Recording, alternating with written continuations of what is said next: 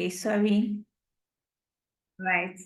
Specialized in advanced technology training. So our mission is to help people in the Black community get into tech. That is Africans in Africa and Africans in the diaspora. So we help them get in high quality and practical training in areas such as data analytics, business analysis, data science, data engineering, financial analysis, human resource analysis, agile project management, and cybersecurity. We also have a team of instructors from leading global companies like Apple, Amazon, McKinsey, that bring a wealth of real-world experience and are dedicated to share the best.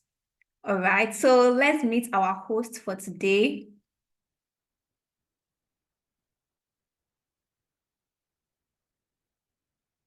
All right. So our host today is Dr. Ahi, who is a senior data associate here at 10Alytics. He is a technology expert with over a decade-year experience in data engineering. He's a certified pharmacist, from the University of Benin. So you can see he also transitioned into tech.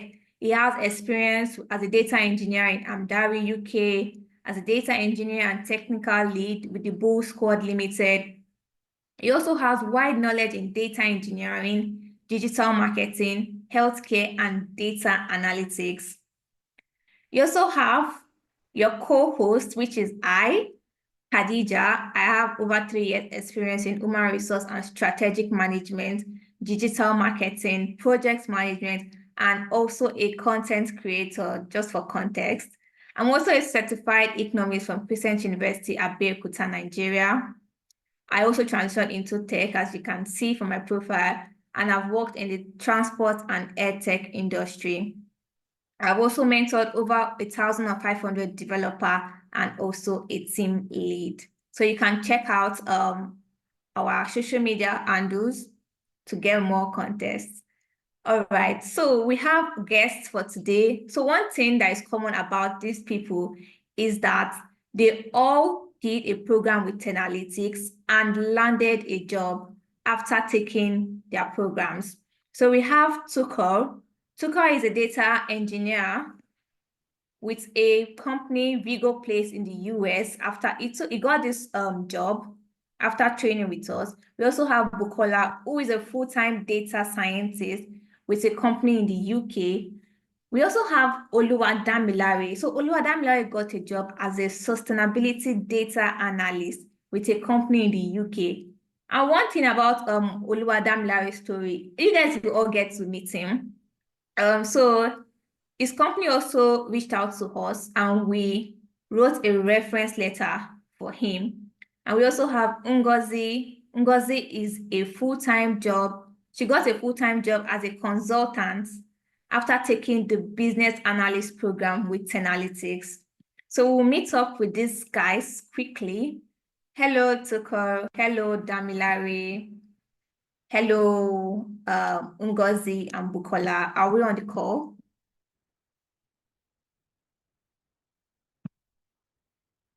Hello, Tukur.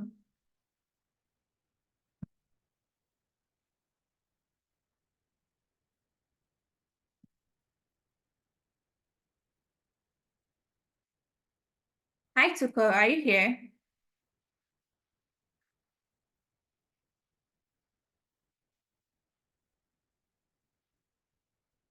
All right. Okay, let me make them co-hosts so they can speak.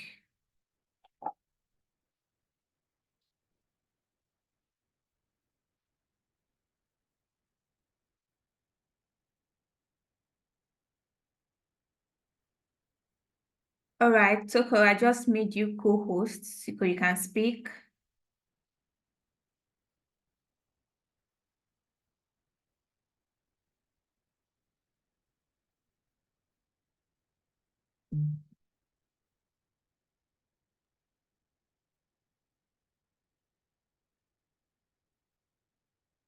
Hi, Tukur, you can unmute to speak.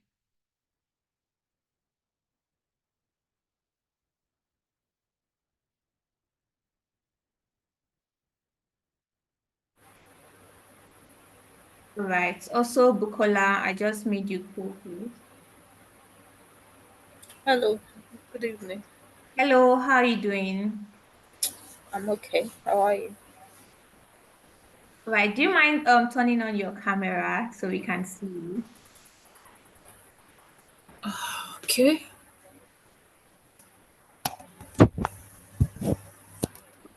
Okay.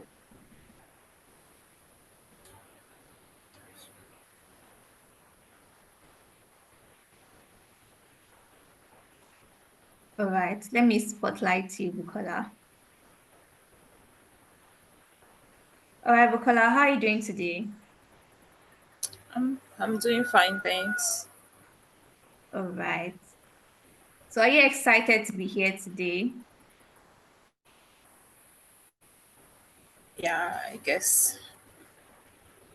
Okay, quickly, let me make this guy's co-host so we can start.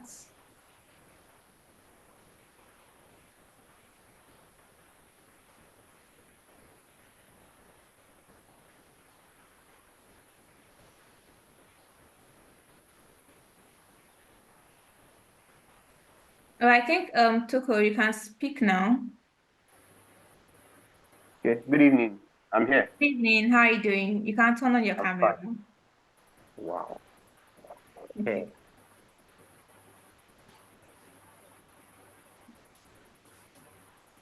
all right. Let Good me evening, also sir. invite you. Good evening, sir. Hi, Tuko. Good evening. How are you doing? I'm fine. Awesome. It's nice to see you again. Yeah. My So I mentor. think A was your facilitator, right? Wow, he's Yeah. the best. Yeah, I'm trying to find Oluwadamilare and I think he's on Ngozi. the call.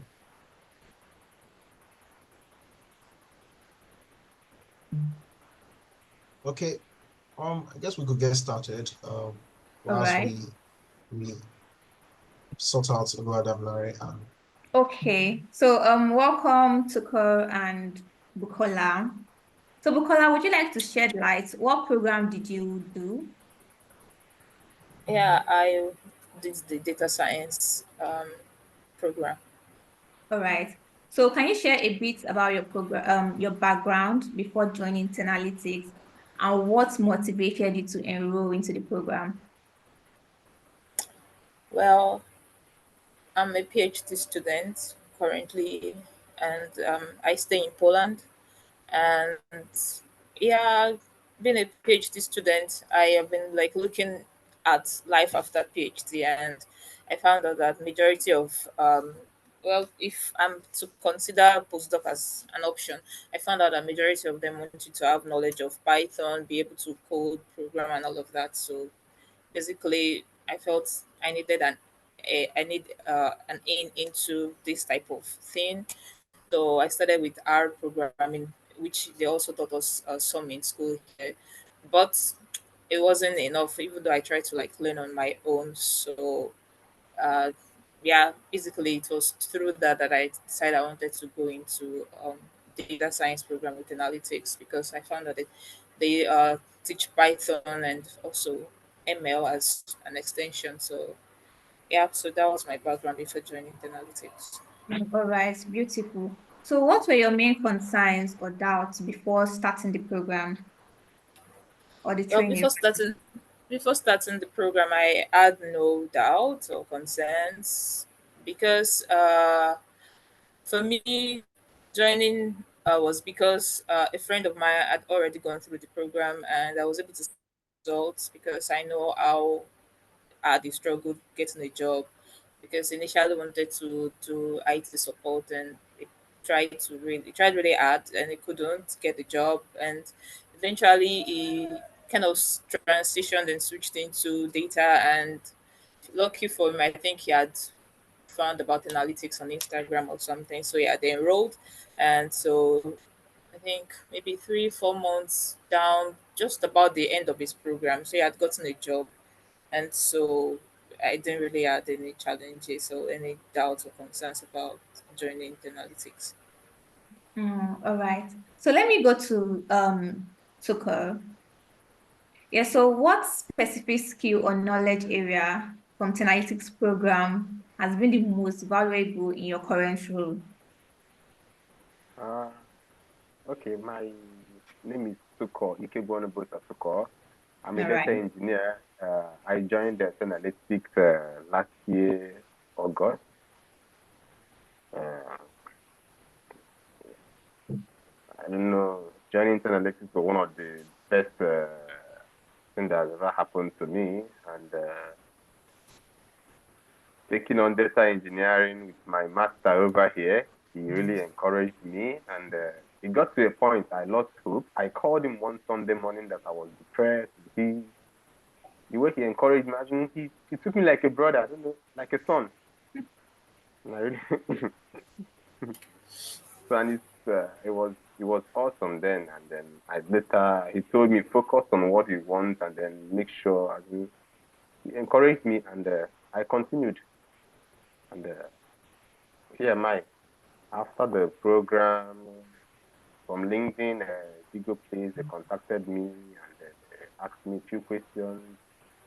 I was able to, it was just sudden. I wasn't expecting it from them. They just asked me a few questions. I was scared then, but here am I. All right. That's beautiful to hear. So what were the technical skills you lacked before the program that you feel you have mastered now during your Uh, training? Python, SQL. Sorry, I have cough. Let me please. Oh, sorry about that. Python. I was able to learn how to use Python, SQL, Amazon services, and so on. A lot of things. I learned a lot of things during my program with the 10Alytics. Okay. Yeah. So was it like a specific skill or knowledge area from 10Alytics that you can say was most valuable or that you're applying in your Because current role now? yes, because I can say that uh, I had no knowledge of tech from the beginning. Everything Okay. I learned it from 10Alytics. I came in as a novice. I knew nothing about Python, SQL, what this. But after the program, I can hit my chest that I'm good at. Even from where I work, still trying to learn. I still call my classmates to ask questions, and then they help me out, and then make sure that I don't know. Yeah. Right. So you still keep contact with your fellow Sure. classmates, right? Exactly. Yes. Yeah. We still chat. My Yes, tutor it's here, he's important to keep the smiling. You know, community. he smiles because once in a while I chat him up with a hello, hi. So encourages me, and then I'm happy. All right, that's good. All right, let me go to Ngozi. Hi, Ngozi, welcome. Hi. Hi, you're shining. Yes, I am, but sorry, I'm still at work. All right, no problem. How are you doing I have today? few minutes left, then I can speak. All right. Thank you. Okay, so we'll come back to you then. Thank you. All right. So let's go back to Bukola. Bukola, can you share what a typical day in your life looks like now as a a data scientist?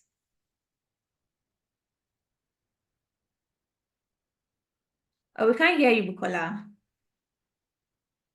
Sorry, I muted for a while there. Yeah, I was saying maybe Tukor or Ngozi will be more suited to answer the question because I'm here to start a typical day as a data scientist. I'm here to start my job, so I can only tell you what my day is like as a PhD student. Oh, okay. Hectic. All right. All right, Ugozi, would you like to answer that? Yes. All right. I'll say it's challenging.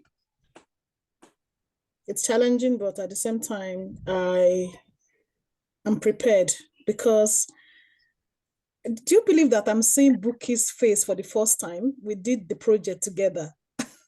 Wow. I'm seeing her face for the first time, and then Really? the project and the case study really helped me. Oh, that's the internship, right? Yeah, the internship really Oh, helped me. fantastic. But it really prepared me. I was under so much pressure then. I remember in our group, we assigned the final project to one of our team member.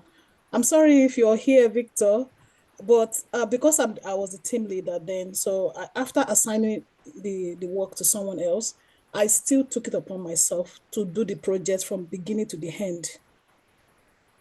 So that pressure prepared me for this job I'm doing at the moment. It prepared me. So it's just as if I'm not so pressured. That's why I'm smiling. I'm still smiling after sitting down for 8 hours to work. So the internship was a blessing to me. I cried though. I called Lemuel. I was so agitated. Seriously, I couldn't sleep. I called Buki. Buki, where are you? Don't leave me alone. I called Buki. I called Francis. I was like, oh my God, you guys are leaving me. I don't ever want to be the leader again, but it really helped me. It helped me. It was as if 40 minutes to presentation, I was still battling with the project. But that really helped me. Right, that's nice. So you have to always get prepared because you always take leadership roles Yes. in your workplace. All right. So would you like to share a bit about your background before joining 10Alytics? Yes, before I came to Ireland, Dublin, where I live presently, I was a carer in the UK. I was a domiciliary carer. I was always looking so haggard, so stressed out. And then there was this lady I always meet when I take my daughter to school. Her name is Tolu. Yeah. So I now asked her, what's your secret? Babe, you're looking so fresh every time. It's as if I'm the only one working in the UK, you're not working. And then she said, oh, she left. She's into data, that she did her training with analytics. I was like, wow, please, I need to try it because seriously, she was always looking different. She wasn't looking like us, you know. So, and then she told me to try it out, that she did the training and then she got a job. It's online job. And I was like, wow, that's my dream. I want to work from home because I've got kids and I'm alone with them. And I really need to do something that will make me stay with my girls. She said I should try it. And then I gave it a try. She referred me to Tenalytics and then I put in my all to do the training. At first, it was very challenging because I told myself, how would I combine motherhood with juggling with a domiciliary care and then now taking on a course with analytics. But because of the passion I have to get a working from home job, I told myself it would be worth it. There are many times I'll have to park my car somewhere and attend the analytics training, then still go for the shift. It was hectic, but I I endured and I went through all. All right, that's good to hear. You have quite a story to share, Yes. right? Yes, I think I will leave you to work now. Then we can speak to Oluwadamilare. Okay, thank you. All right, let me make him add spotlight. Yeah, Hi, Oluwadamilare. How are you doing? very well. Good evening, everyone. Good evening. Yeah, so from your story, we prepped you for interviews. So how was it like? Can you share? Yeah, for the interview, right? Yeah. It was a good one because prior to that one, I had one first interview where I did not reach out early enough and I missed out on the prepping stage. So I didn't eventually get the job. So it was quite painful. So the next one, I had to reach out on time, even though I didn't get the support early too, but at least I was able to scale through the first stage myself. Then the next stage where I had to do the technical work, like working on a case study to present back, that was when I get a support. And it was quite nice all through the process. At least I was able to walk in the right direction with the guidance of the person analytics supplied me to help me with the whole process. So I'm super excited for that, and I'm glad. All right. Right. So how did the case study based approach in 10Alytics help you in the real world? For me, that's what I've been looking for, because when it comes to taking virtual courses or online courses, I'm so terrible. I can purchase a course and I would not even go through the course, check it at all, because it's just watch and watch and watch and watch, and I get tired. So I've been looking for something that will be hands-on, case study based, and something that will just prepare you practically for the real world. So for me, when I realized this is what Analytics is offering, I quickly hopped on it, and I never regret a bit taking that decision. Okay. So can you describe a moment you realized you were ready to start taking jobs? There was never a moment I realized I was ready, but for me, I just my case is kind of unique, because I remember when we were in the class then, and Efimena days are always encourage us to start applying for jobs. I couldn't apply then because I was at the stage whereby I'm trying to sort out my permit to work in the UK. So I was just in the process of settling my visa and all of that. So I couldn't apply at that point. So I kept working on case studies. I followed through the internship, which was quite helpful as well. So I followed through religiously. So even with all of that, I knew I think I know I was ready to, like, not like ready, but I have the skills already, but I'm not confident enough if I'm ready to go out there and start applying. But when I was able to sort my permit to work, I just didn't wait. I started applying, throwing out applications, and I didn't even mind if the rejection emails will come like, "We are sorry, we are sorry." "We are sorry" means next one to me. So I was never bothered. I just keep moving. So, and I'm very strategic when it comes to my application. I don't just apply anyhow. So I rarely get many, unfortunately. So I select the kind of job that I need, and it's based on the location that I am. I don't want to travel. I don't want to stress. So I was able to get the first interview, which I said I didn't really do well. And the second one, I tried my best with the help of analytics as well, and I was able to land the job. So for me, I was never ready at any point. I just keep doing what I know how to do, and with the help of God, I was able to land the job. All right. So how many months have you been working for now? It's your new job role. Agent was, sorry, not agent. So they makes it 4 months on the job. Wow, beautiful. Congratulations. Thank you very much. So what is your typical day in life? Like, what does being a data analyst, a sustainability data analyst look like? Yeah, the word sustainability is a very interesting one, because it's a very, very new emerging field. And most of the data we work with are quite boring and not something you're used to. It's not like the sales, financials, marketing. Consider the fact that I'm even coming from a marketing background. So this is completely new to me, and it's something I just need to do a lot of learning. So I keep learning every day. So my day-to-day is just all about gathering data, processing raw data. So I work a lot of manual jobs at the moment, because we're at the moment of trying to automate most of our processes, because there's this new tool from Microsoft that we're trying to migrate to. So, but at the moment, you're still working manually. So it's mostly using Excel.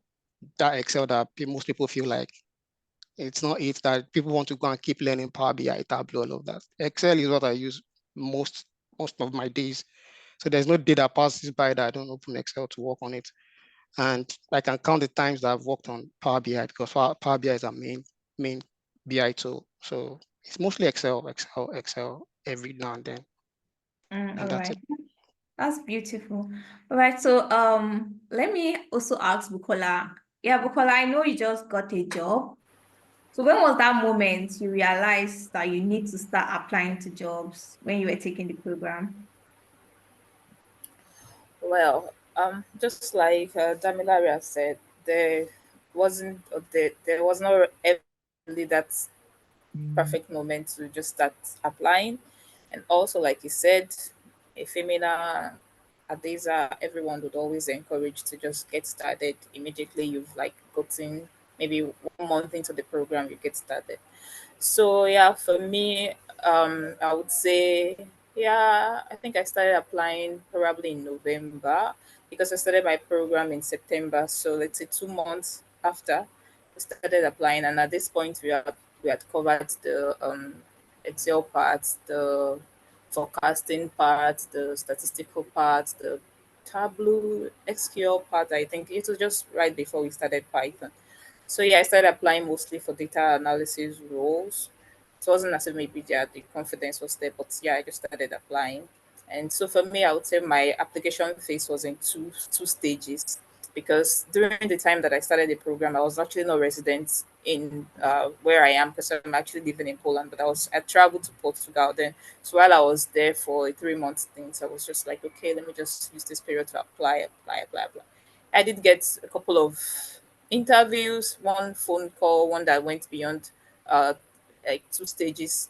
Yeah, I didn't really feel like particularly confident at the time, but yeah, let's just wing this and see how it goes. I mean, the point was just to practice as much as possible with whatever that comes my way. So yeah, that happened. But towards the by December, somehow I just like my my zeal, my everything just went low, and then I just got into this funk and yeah, applying completely. Well, I kind of got in touch with Abdurrashid then because he was the one who was helping me prep. And when I told him that yeah, I'm not applying again, he said that don't stop, keep applying. So yeah, the following year after I got back to Poland, I think around February thereabout, I started applying again. Just two applications per day. I can 20 applications as recommended by FA because yeah, like Damilari said, just tailor it to whatever you think it's specific to what you need. So yeah, I just screened, I just look through the whatever is on offer that they see to that I think okay, I can take the time to tweak my CV to, I can take the time to write something to, and so yeah, I just stick to too badly. So that was just it until I landed this job. All right. So after looking at the description of your current job role, was there a moment you felt like, am I overly qualified or I'm not qualified for this job role?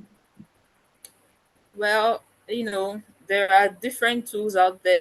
There are different job titles out there. There are different requirements, and also, during the sessions we always have, they tell us look through the job description. If there's like 70% of what you think is described, there is something you feel has been covered by the activities we've done in the classes and everything, or you think you can do, then it's good to go. So yeah, looking at I when I look at the job descriptions, I feel like okay, this I can wing based on what is said. This, oh my god, I don't know service now. What the heck is service now? Okay, just whatever. I will just apply anyways. It doesn't matter. So sometimes they talk about tools which I don't know, like Nime. Oh, I went to download Nime. What the heck is Nime? I went and downloaded it and looked through it and we did a project to it with Nime. Then I had Nime to my CV. Alteryx is similar to Nime. I don't know. It's a paid stuff. It's a paid tool, but yeah, Alteryx is similar. I can do it. So yeah, like that. It's just about winging, trial and error, and all of that, just to land the job. And All so right. basically, that's what it is like. All right, beautiful. Yeah, so Tuko, are you still here?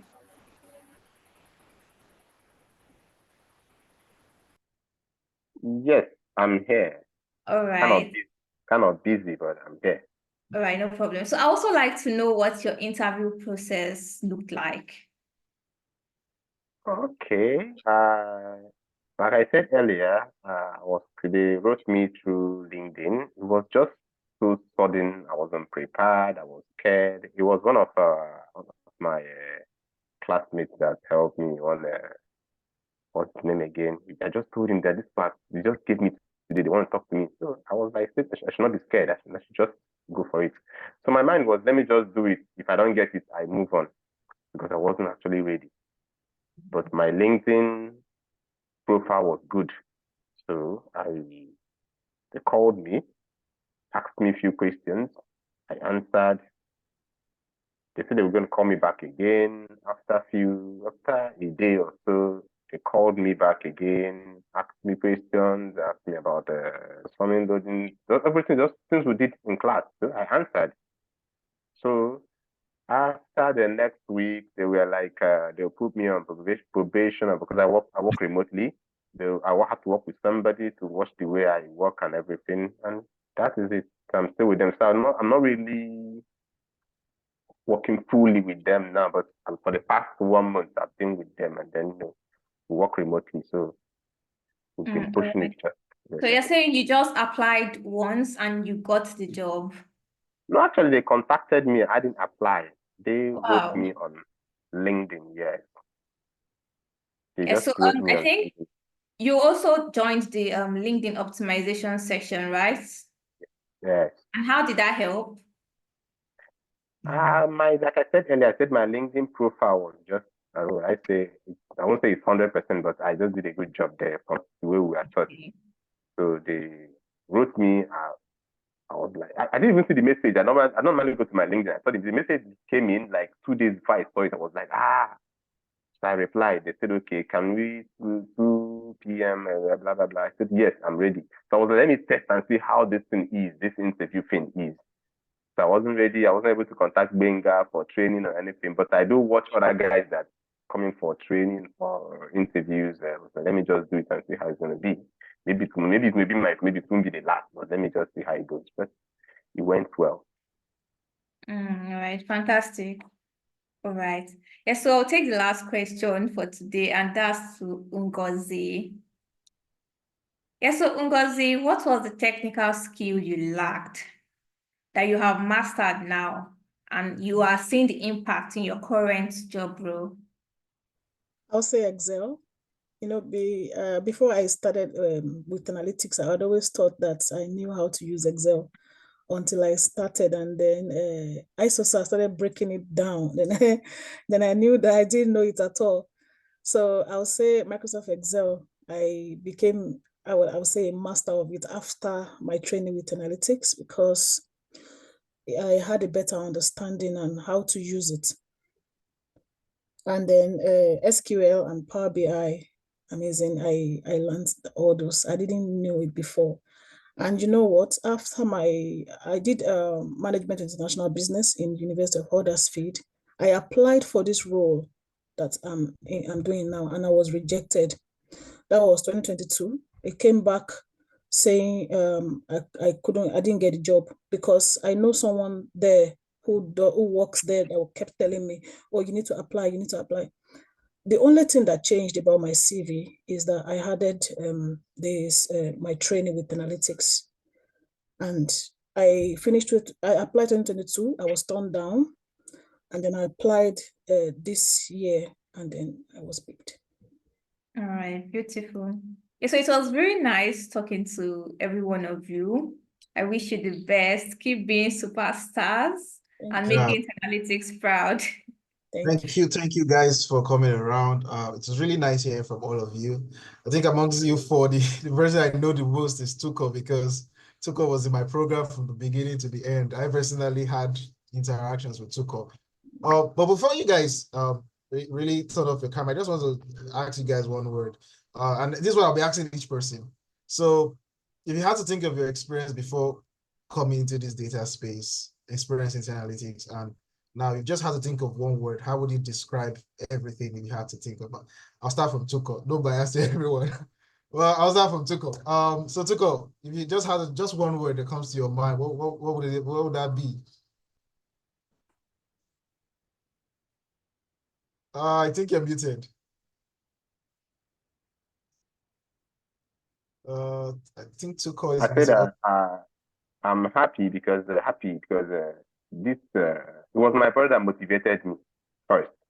I started, and I'm proud of myself. Any day I wake up, I remember the journey, and it wasn't easy. You know about that. You really tried for me. There was a day I wanted to give up. I called him one Sunday morning. I called him. I was like, I don't want to do this. We talked for over 1 hour. He said, I remember that very well. You remember, right? I want to do this program. It's all over. Yeah, I can't do this. I want to quit. I can't do this. I don't, what's the, I'll fuck them on whatever. But you see, one Sunday morning, we spoke like an hour. Even in class, I barely asked questions then. And then after he spoke to me, I just got this zeal. had this zeal and the motivation. So I'm really happy. One thing I'm very, very, very, very happy to work with 10Alytics. Thank you very much, Toko. Yeah. Now I will go to Bukola. So Bukola, you have to describe one word, everything from the before now and now. I will just say possibility. Possibility. I like that. I'm taking all these things down because come on, I think it's helpful to put all these things together. So what comes to mind? Why possibility? Yeah, because being here, I mean, in Poland here, and having been here for almost 3 years now, and I will soon be done with my PhD in 1 year. And I think the order of the day would have been what next, what next, what next, what, and the apprehension and the stress that comes with, oh, I'm almost done and all of that. And I always feel like I don't have anything to sell. Like, I mean, before coming here, I was selling cement. I doubt I can actually start looking for job as a cement seller here, or like yeah, this is Poland, and then there's always a language barrier about having to break into their industry. My PhD is in food science, and I have people who have graduated their masters here, and they're talking about the difficulty of breaking into the industry due to the language barrier. So with this, I mean, I know it's possible. I mean, I don't have to stress too much. I don't have to worry too much. So yeah, that's why. That's really, really inspiring, man. Transitioning from wow, where you're coming from, selling cements to now being a PhD student in data. Wow, that's just really awesome. Wow, wow, wow. Okay, let me hear from Thanks. Damilare. So Damilare, one word to coincide everything up until now. What would you say? One word is too small, to be honest. I'll just say amazing.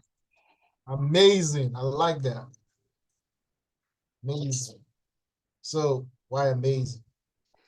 Yeah, considering my experience, because like I said, back in Nigeria, I was a digital marketer, not doing too bad, but coming to the UK, the space here is quite different and very challenging.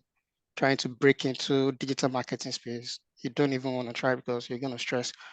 So I just felt like, you know what, instead of dragging this digital marketing with them, I think I need to go a step higher. Let me just break into tech and let's see how it goes.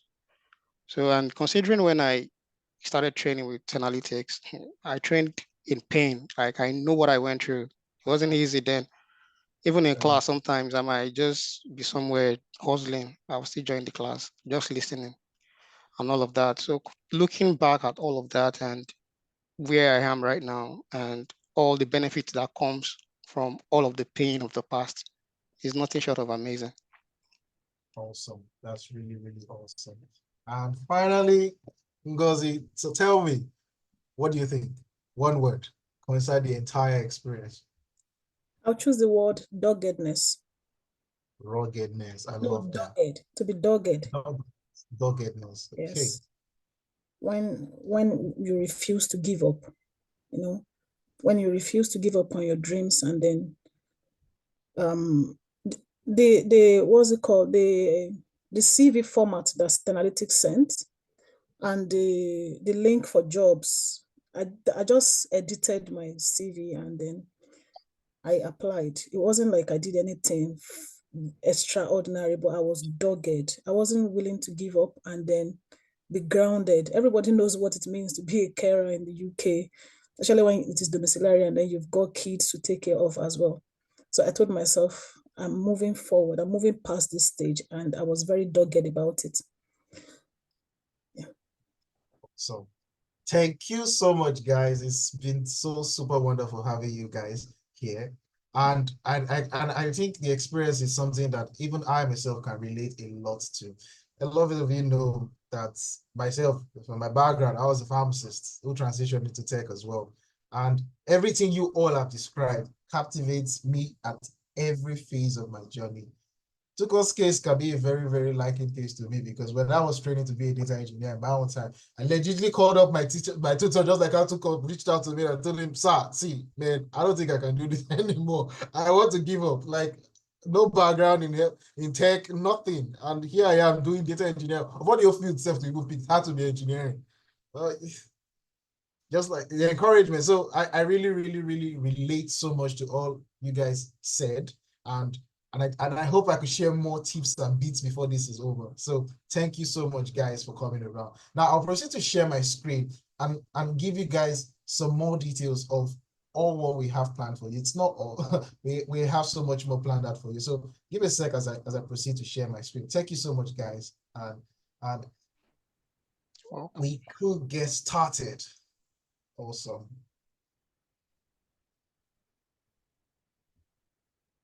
Can you all see my screen? Yes, I can see your screen. Awesome. Yes. So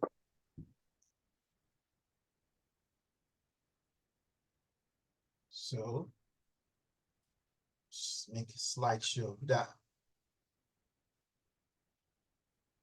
Okay. Now, at the end of the day, one of the things that I think it's important to ask ourselves on the journey, why are we here? Why are we here? Why are we here? We're all looking to transition into this thing that we call tech because we've all seen that it could make us happy. There's that feeling of positivity, that amazement that comes when you know it's all worth it, all that stress, all that headache, all that sacrifice comes into something. And I think this is really, really amazing. We can all relate to it. Now, many a times when we not try to transition, which many of you gathered here today, who have learned from the experience from everyone here who has transitioned from their different backgrounds to take. At some point, I think everyone comes into that idea of what are the areas that I need to transition to get that feeling of achievement, that feeling of success, that positive feeling. What would be worth it at the end of the day? There's so many things to do. There's data analysis, data science, HR, there's so many things to do. What can I do? And we as 10Alytics come up with, okay, 8 choices that we select and picked out for everyone here. And I'll come into the story of why we decided to do this or how we arrived at this. And you guys will come to just follow me on this very, very brief journey. So what are the courses we arrived at, the fields we arrived at? We arrived at data analyst, the role of a data analyst. We arrived at data science. We arrived at data engineering. We arrived at business analyst. Then came HR analyst, financial analyst, agile project manager, and scrum master, and finally cybersecurity. All carefully picked. Now the question comes up, how did we arrive at this? Now, first things first, of course, I did mention that in order to be able to arrive at that desired goal that we all strive to achieve, that getting that tech job fast, there's certain things that you need to build around in terms of pillars. And these are pillars that we abide around in 10Alytics because we believe that it forms the building block to help you get that job fast. Now, first things first, you have to pick a path. There's no point being here, there, everywhere. You have to be able to pick a path, pick a goal focus. You have a goal, then you can work towards it. So pick a path, then educate yourself. And this is where we come in to work with you every step of the way. Afterwards, you have to gain experience. You have to gain experience. You have to build because this is really what would show that convincing evidence to that employer that you're reaching out to that you can do the job. Then you have to gain employability skills. You've heard everyone here talk about how they were able to work on their CVs, how they were able to work on their LinkedIn, how they were able to prepare for interviews, how they were able to optimize their public platform, basically building that extra to make you admirable, make you a rare gem for that employer. Then networking, building a community, and you will come to see how we've provided an ecosystem that's even helped foster jobs for students. Finally, mentorship. I think the journey would not be complete without mentorship. And you all agree with me that mentors will help you so much in getting to where you need to be. Everyone here at one point or another had mentors to push them at every step of the way. I have my own mentors, and everyone here knows. So these are the key 6 pillars that we abide by to guarantee you that you can practically apply these 6 traits, these 6 tenets to get that paid job. Now we're going to go to it step by step of the way. And like I said, I'm taking you guys on the journey with me, and you come to see how we're able to do it with these guys and how you can also do the same thing. Starting with selecting the right career path. Now, how do we arrive at these jobs, these 8 fields that we decided that are the things you need to get into to land that job quickly? What we did, we first carried out, we went on a research in 10Alytics. We looked at all the popular job platforms. You can just take a look yourself, go to all these platforms, check recent trending jobs. You'll see what I'm saying there. We did an analysis on what are the jobs that are in demand right now. What are the jobs that we checked? LinkedIn, Indeed, Glassdoor, what have you? We checked all those platforms. We did analysis. We gathered up all this data. What are we? Data analysts, right? We gathered up all this data. And gathering up all this data, what did we decide to do? We decided to now do an in-depth analysis on this. And on this analysis, we based this on 3 key metrics. Number 1, amongst this field, the ones that will be easy to learn. Remember, like me, no background in computer science, no very, very strong background in mathematics. My background is in healthcare, drugs. That's what I know. What would be easy to learn at any point in time, which field ever you are, you can learn. We looked at easy to transition. Are there jobs there? This is not just about learning a skill. We all came here to learn a skill to make things better, to change things, which would provide that ease of transition. Now when we learn, we can start looking for jobs, and there's a feasibility of getting jobs even within a month of completing our program. Finally, what is the salary range for these jobs? Is it high rewarding? And we're able to, on these metrics, filter out 8 key roles that we feel would transition and suit well into these 3 key areas. And what are they? Business analyst, the agile project manager and scrum master, the data analysis role, data science role, data engineering, cybersecurity, financial analyst, and HR analytics. So we did just magically go picking things out. We carefully analyzed it. Now, of course, you're not agreeing me. Okay, when you analyze, we need to validate it somewhere. And we decided on that. How do we validate it? Have you guys heard of the World Economic Forum? Now, different experts in the world comes together to build a forecast on the jobs that the next coming years will go out of, will phase out, and the jobs that will grow in demand. And this was the most recent update for 2024.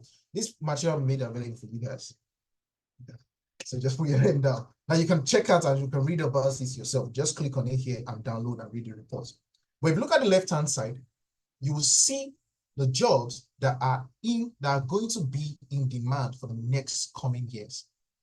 Then you look at the right side, you see roles that will be fading out the next coming years. One very popular role that I got, take a look at this guy, project manager. I don't think you should be learning project manager in this era. Why? Because in the next coming years, that will be phasing out. But if you look at the left-hand side, what do you see? Data analyst and data scientist role. Facts that they are the top of the demand food chain. So if you are learning this in this era, you are most certainly in the right place. You cannot go wrong. What do you see again? Cybersecurity role. If you are learning that right now, you see what Damilare is doing, sustainability sessions, right? If you're learning that right now, you're not wrong. What else do you see? Data engineering roles. Sometimes they don't always come out with the name data engineer. They don't. There's a role, and I'll show you that. So if you're learning that right now, you're positioning yourself to be in that niche that you need to be to secure those tech jobs. You also see roles in business analyst, what we call process automation specialist. I'll get there. Others, see Agile Scrum Master, project manager, we come as project manager, to see more on data engineering and cybersecurity roles. So what does that tell you guys? We are on the right track. We are on the right track. See that on financial analysis, that on data analysis.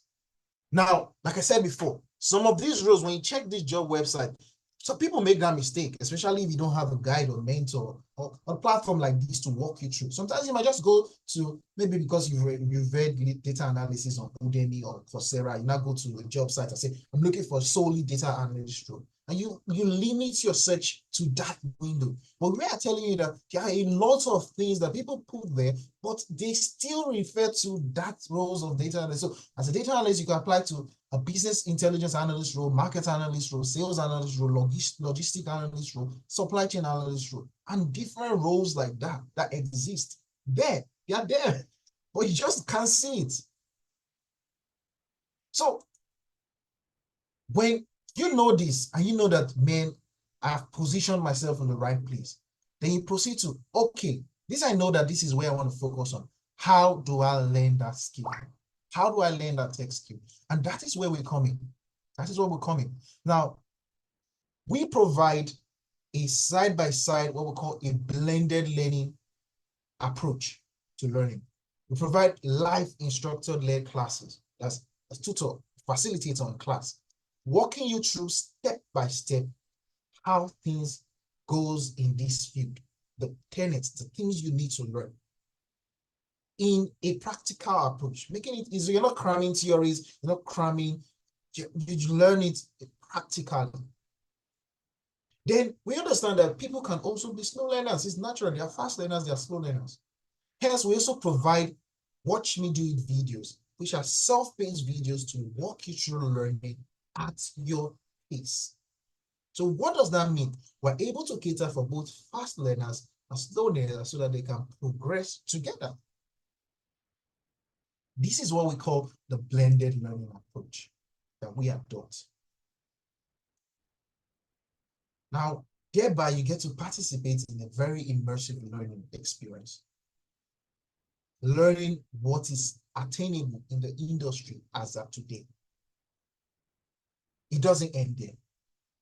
When you finish, you need to, we guide you using projects that we've designed to help you build what we call portfolios.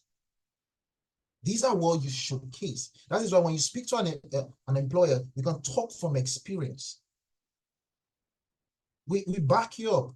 So learning with us is not just learning experience, but even a work-based experience, because all the projects we provide to you in your training experience is industry-based. All industry-based scenarios.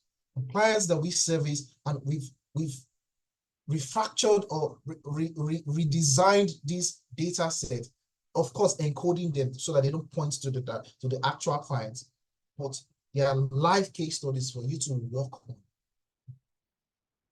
So these are portfolio websites built by students of ours that were used for job search.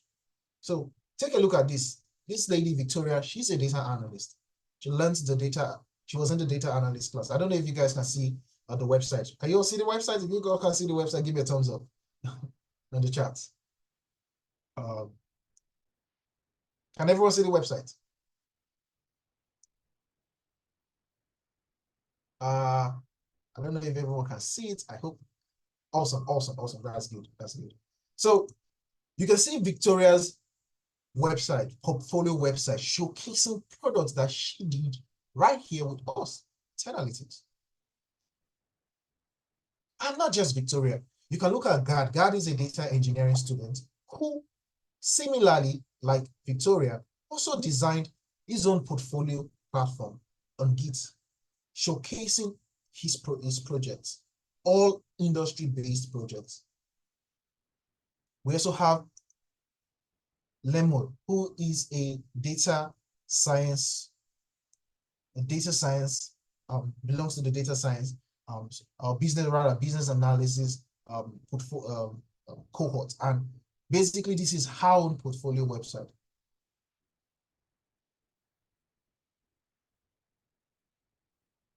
As you can see, showcasing real life case projects that you have offered. So this goes backing up your CV. So you can, oh, this is not just my CV, this is what I have done. And all of this will make available for you, making you that irresistible choice when you step into any employer's front. Now, getting the technical skills is one place. So that gets you to the front. You've prepared your CV, boom, it allows you to come closer. You get to their front, they test you. You pass it because of the technical skills. Also, not just technical skills, you need other things. And this is where the employability is coming. They are it's just like the sauce to the food, pretty much. Now, have you ever wondered how our students are able to do well when it comes to those interview settings? Because we prep them for every case scenario possible. We prep you on how to approach interviews, how to, as well as introduce yourself. Tell me about yourself in an interview. That's a very simple question, but that can actually set a chain reaction to a lot of things in an interview. How to prepare what we call the elevator pitch. We teach you about the STAR method approach to answering questions. I'm sure everyone who has been in the program here remembers the STAR method approach. That is, the S stands for situation, the T for tax. Let me write it out for you. STAR method. STAR method, where S for situation, the T for tax, the A for action, and the R for results. Very, very vital technique to answering interview questions. So if for example, you are in an interview and the guy asks you, oh, have you worked with Power BI before? Or some people may just, oh, I've worked with Power BI before. Yeah, I'm very, very good at using the tool. No, that's not it. That's not how it's done. Oh yeah, I've worked with Power BI. There have a couple of times where in my industry, we're trying to build a case scenario where we're trying to understand what was happening in the sales department for the company. So I worked with a team where we extracted the data. You create a situation, establishing so these are things we teach in the program. How to approach questions, how to prepare your CV.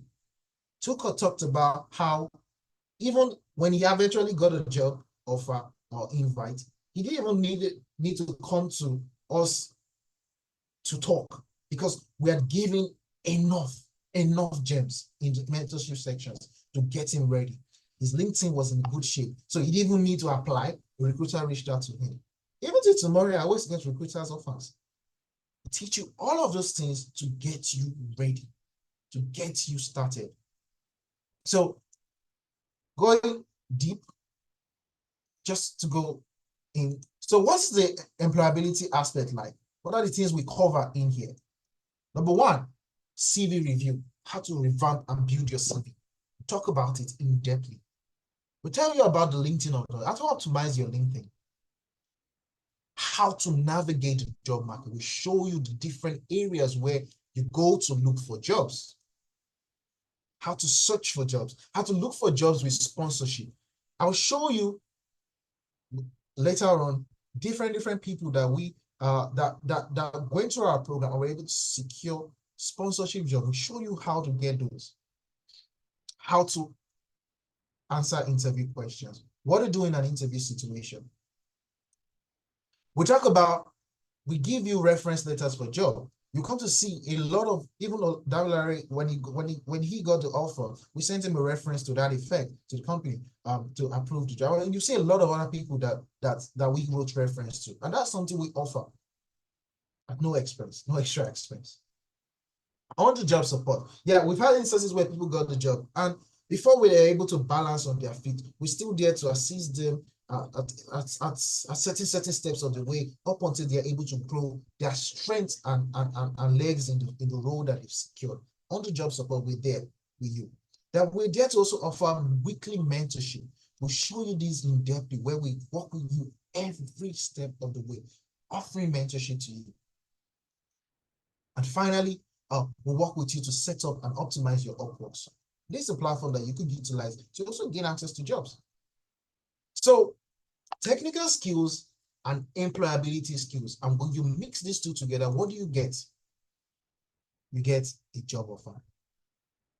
That is why we can guarantee you, if you go through the training, going through everything that you need to know, applying yourself to everything you do in the training, we can guarantee you that you will get an invite to at least one interview within a month of going to the training. And that is because we've done this over and over and over and over again to give you such guarantees. So networking. Now, you can never underestimate the power of networking in this our area, because we've seen this happen over and over again. Now, let me give you a little story. This is Anointing. Now, Anointing went through our training, our data analyst training. He did a data analysis, he came back to the data science. Now, he went through our training, and after a couple months from the training, he got a job as a performance data analyst in Glasgow, Scotland. And it so happens that, I think someone is writing on my screen. It so happens that after he was done with his training, his company's HR consultant were looking to hire 2 more people to fill vacancy roles in the company. And another reached out to us. So take a look at it. He told us, oh yeah, he was asking for a reference, and afterwards the job was secured.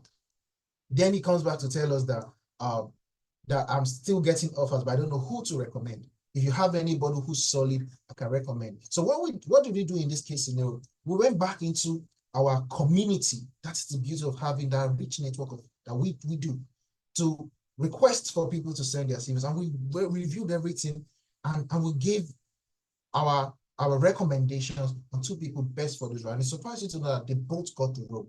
And that is something that happens. And this is not a one-off thing. This is yet another example. This is Michael.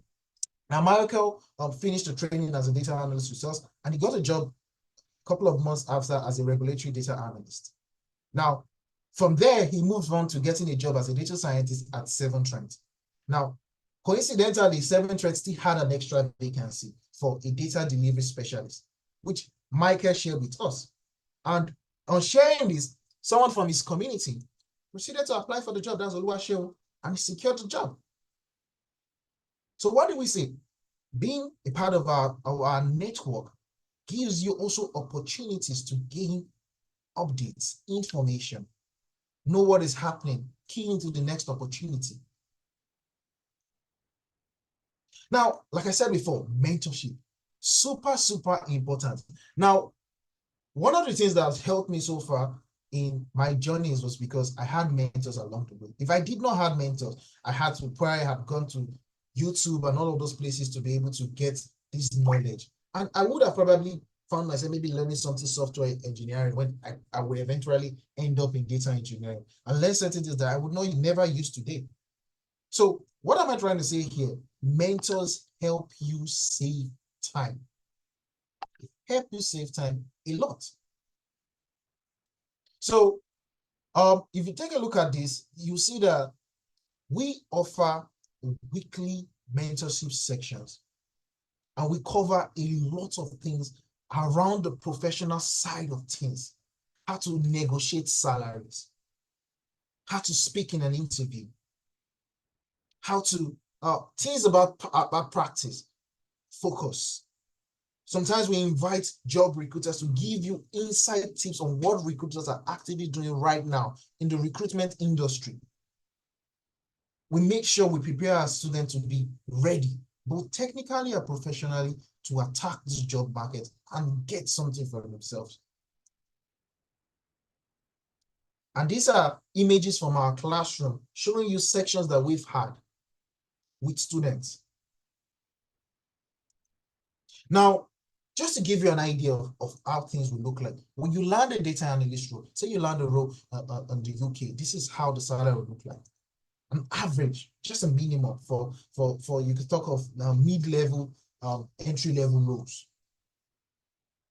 For a data analyst, this is what you are looking at as an average earning, which is not bad. For a data engineer, business analyst, and this is how it looks like for a data analyst. For a financial analyst, for a project manager, for a cybersecurity analyst. At this junction, who's excited? Who's excited to learn more? So now some of you may be at this junction last night. Oh, Doc, which do I pick? Okay, I think I want to do Scrum Master, but I also want to do data science. I think I want to do data engineering, but I want to do data analyst. I think I want to do business analyst, I want to do financial analyst. What's the difference? Which do I pick? Some of you are asking yourself these questions, and it's quite understandable.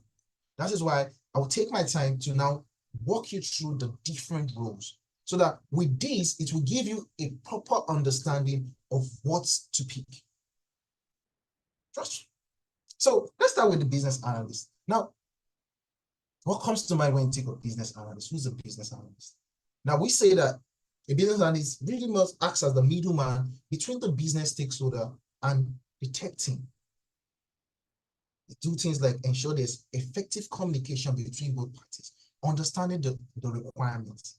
So take a look at, if you look at my picture here, you see this is the business analyst acting as the middle bridge between the owners, the CFOs, the CEOs, and the technical stakeholders like the developers, the analysts. But what exactly do they do? What exactly? So let me give you a scenario. Think about the banking sector, for example. A bank is struggling to handle customer retention because many customers are closing their accounts within the first year. So the bank is trying to now understand what is the reason behind this? What's the reason behind this? And they're trying to develop strategies to improve this customer loyalty. So a business analyst is really much a data analyst, but grounded in business principles. He comes in and identifies the gaps in the customer service and product offering, costs by, and how does he do it? He goes to gather data. There are things like customer feedback, service data, market trends. He looks at all of these things. Then he can then now recommend solutions to address these issues. Now you would come to ask me, okay, how would they do this? So they do things like, for example, conduct interviews with clients. Just a few, sometimes that's why you see you go to some banks and they share some feedback forms, some things, surveys to get some information. So they identify the common pain point. What is making these customers leave the bank? Such as maybe high tariff fees, poor customer service. They look at all of these things. And after that, they then now suggest improvements by, say, maybe revising the fee. So when you see some bank making some policy change, this is because business analysts have looked at what is happening and they are able to identify. So what is the result? By the time the bank implements these changes, these strategies, you see a significant increase in customer retention. So in summary, business analysts, they help organizations identify underlying areas that needs to achieve success, and they basically cause that improvement by providing data-driven decisions. So when you understand this, these are key learning things that you need to learn to grasp this. So here we teach you Excel. Excel for carrying out this analysis, this wrangling, this handling of data sets. How to use Power BI for visualizing. So in a dashboard, you'll be able to visualize the data using things like histogram, bar chart, different kinds of visualization tools. Learn SQL, how to use structured query languages for interacting with databases. You learn the idea of process mapping, how to use project initiation planning. You also learn how to implement little basic Agile and Scrum methodologies for projects. You learn about software development cycle. You learn about the requirement fundamentals, elicitations. You learn about stakeholders analysis and engagement. You also learn how to even use ChatGPT which is current AI trending tool for business analysis. Now, what is the learning timeline for the business analysis program? 4 months, where there is 2 months of intensive learning and 2 months managing a project. This project could be managing a web application development project. Now, the classes are had Saturdays and Sundays. Saturdays in the mornings for those in the EU, UK, African timeline. That's 11 a.m. to 2 p.m. West African time. And also in the evenings, between the period of, that's for those guys in Canada and US, but that's 6 p.m. to 9 p.m. West African time. This is Saturday for the live classes. And for Sundays, we have it by afternoons for those guys in the UK, EU, Africa. That's between the period of 2 p.m. to 5 p.m. West African time. As well as in the evenings for those guys in Canada and US, between the periods of 8 p.m. to 11 p.m. West African time. So you see that we are able to build a curriculum that fits everyone. So regardless of wherever you are in the world, you can always be a part of this. So these are some of the samples of tool stacks you would use during the course of this program. Now, just to reiterate some of the average earnings of guys in this field. Now, some of you will say, okay, data analysts, data scientists, data engineers, where does the difference lie? So let's give a very, very simple scenario. Think about an e-commerce company. This is an e-commerce platform, like say Jumia now, for example, or AliExpress, for example. Now, in here, you see data, different kinds of data on products. So you see data on products. You see data on customers. Customers data. You see data on sales. You see data on vendors. Different kinds of data. Now, have you ever wondered how this data comes about? Who designs the plan for the gathering of this data? Now, that is where the data engineer comes. Now think of them like the architects, the civil engineer for the data space. What they do is that they build systems. They build systems in place to organize the movement of data from one point to another. Just like how your civil engineer or architect will design the blueprint for a house that will show the pipeline system for water, where water will move from the tank to the different areas in the house. That's what they do. So they are the ones that will organize this data such that as the data is being collected, when you sign up, you put in what you want, you fill in the product you want. As the data is being collected, as you are pressing yes or clicking, the data is being collected in the database for use. Now, who uses this data? We have the data analyst and the data scientist. But what is the difference? Let's start with the data analyst. So we understand that the data engineers, they are the source. They design the flow and build systems to manage this flow of data. For the data analysts, I like to tell them they are the storytellers. They are the data storytellers. They tell the story about the data. They are the ones that tell us what is happening. They pick, okay, the company is wondering, okay, which of our products is doing the best? Which product is selling the most? Okay, the data analysts will go and analyze the data to tell us which data is selling best. So they are the storytellers. They answer what will happen. How is it happening? And they use graphs, charts, all of these things to tell the story. So they're very, very useful because if they're not in the company, we don't know what is happening. You're just seeing rows of products sold. You don't know which products, are we making profit? Are we making losses? The data analysts are the guys that analyze the data. Now, for the data scientists, we like to think about them like magicians. They tell fortune, they're the fortune tellers. They're the one that predict what will happen. A company is trying to make an investment decision on should we purchase more laptops or should we purchase more clothing? Which will give us more sales? You're trying to make predictive decisions like this. The guys who design models for making these decisions are data scientists. They make predictions. They help companies make predictions, data-driven predictions. How do they do this? They design what we call machine learning models. Machine learning models. So they build like bots, just like how you have the ChatGPT bot, something like that, of that nature. So they design a machine learning model and they feed this model with data. So they train this model to be intelligent using past data. So once this model has learned the information from this past data, if you now ask this model a question, it can now give you a calculated guess on what the future will look like based on the data it has received. So looking at the key differences again, the engineer engineers the entire map to make data available. The analyst will go pick the data from where the engineer stored the data and use it to tell the story of what is happening and how it happened. Then the scientist will also use that same data to make predictions on what will happen. And it's as simple as it is. As simple as it is. Now,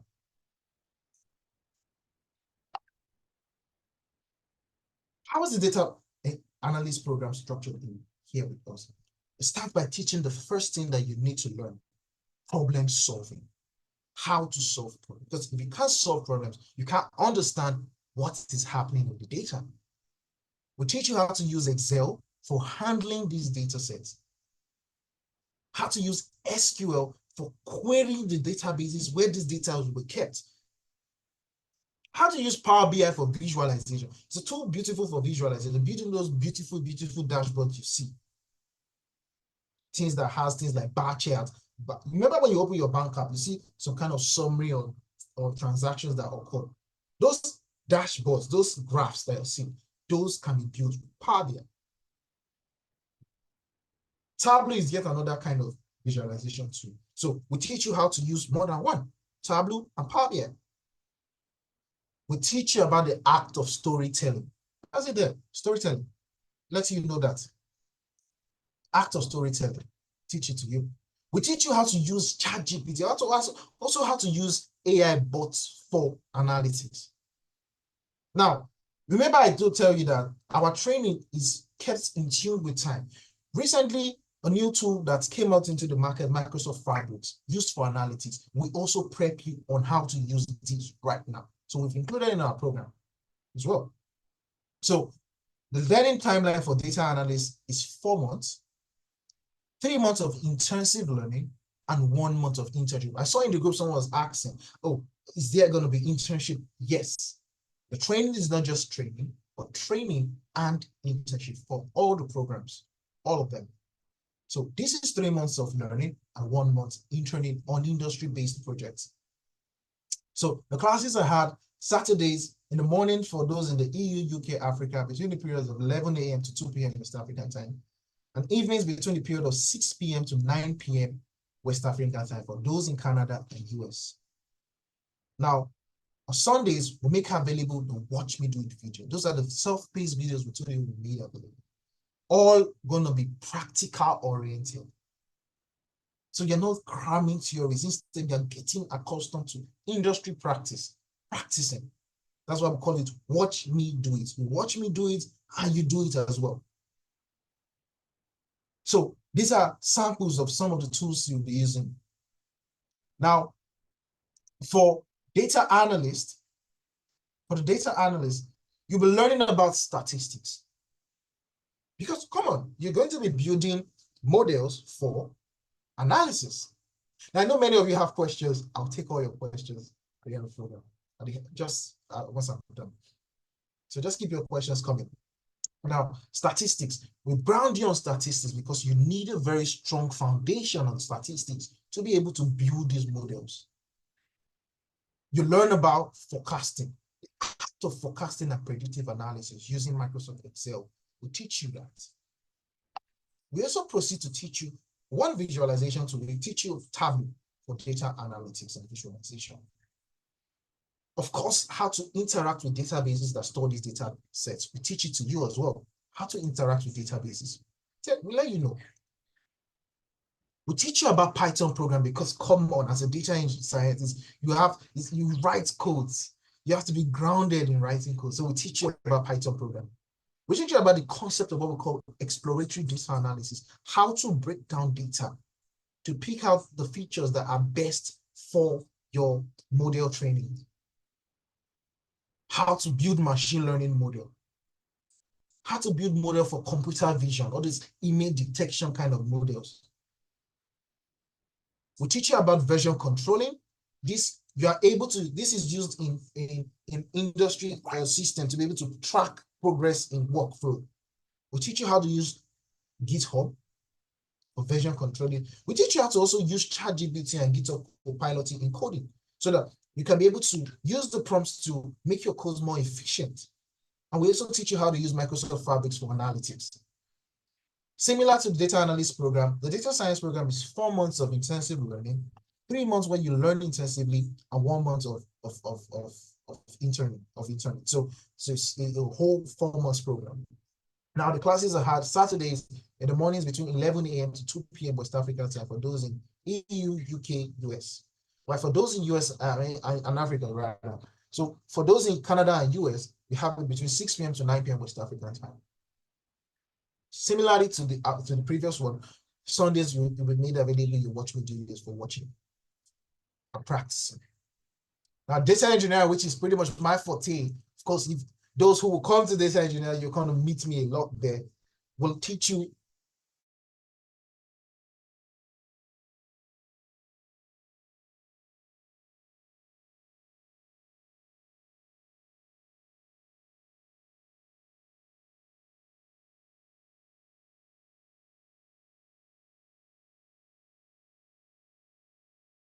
databases, how to interact with databases, the types of databases.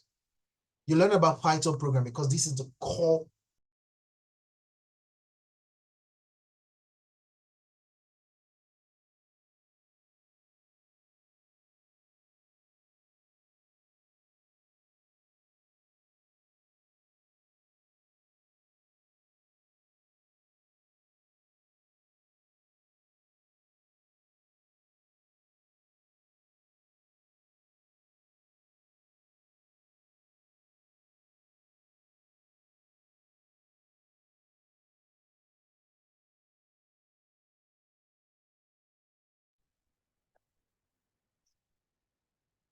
Okay, so apologies for that, guys. Got disconnected for a bit.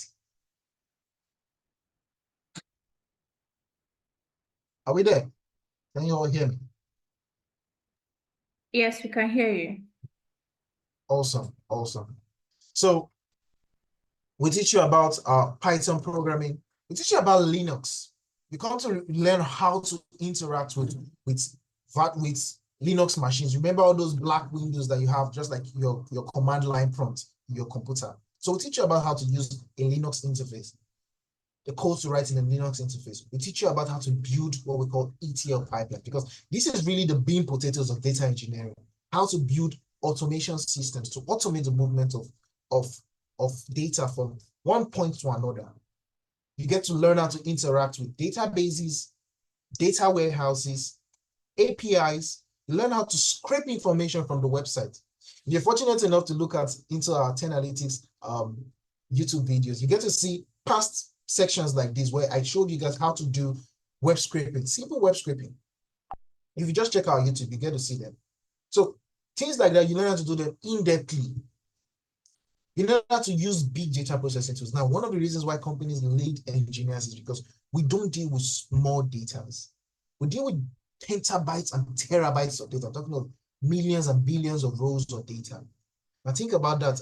If you try to picture that, putting that, you haven't fit that into an Excel sheet. It wouldn't happen.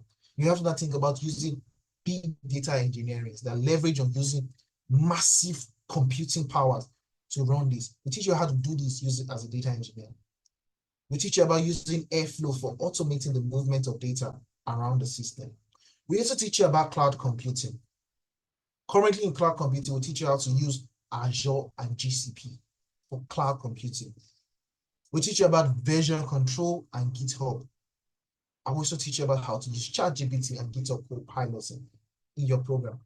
Now, the data engineering program is 5 months of learning, where you get to learn intensively for 3 months and 2 months for internship.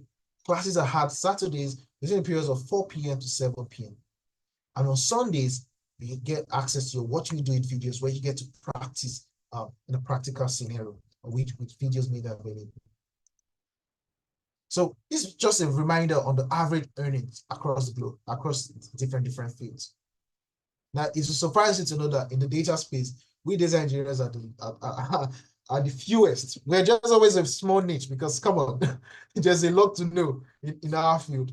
But yeah, you're welcome to come along. Now, some of you have thought about the HR analyst, financial analyst. Doc, where does the difference really lie? Where does the difference really lie? So I would like to paint a scenario so you can really come to understand where that's when we say a financial analyst, what exactly do they do? So let's think about the scenario. Let's think about investment company, that's the investment management firm, whereby in the firm, a firm needs to evaluate the performance or risks of the different portfolio. Maybe they have a portfolio of stocks, of bonds, of futures, all of those kind of assets. So the company needs to optimize its portfolio so that it can maximize and minimize risks. So how does a financial analyst come into that case scenario? So what a financial analyst will do is that they will gather the historical market data of all of everything in the market. They will analyze the risks. Then what do? They will develop strategies for rebalancing the portfolio to ensure that it matches with what the firm's financial goals should be. So in a nutshell, what am I telling you?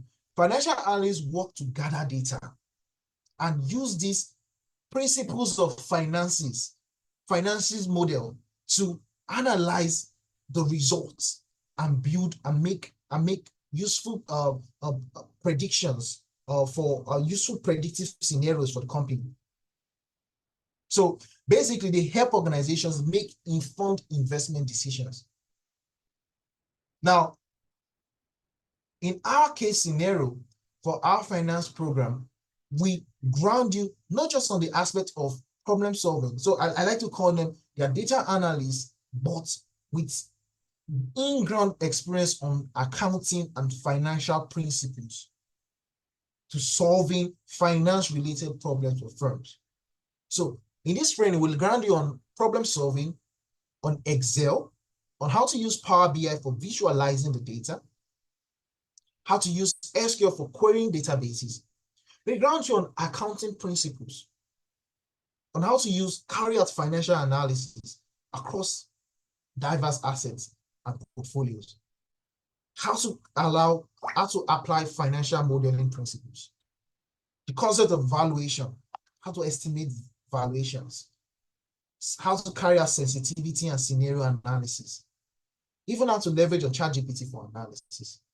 The program learning timeline is 4 months, where you get 3 months of intensive learning and 1 month of internship.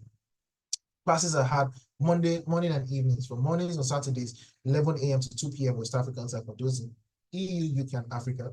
Then in the evenings, from 6 p.m. to 9 p.m. for those in Canada and the US. Now, on Saturdays, we have a self-paced Watch Me Do It video.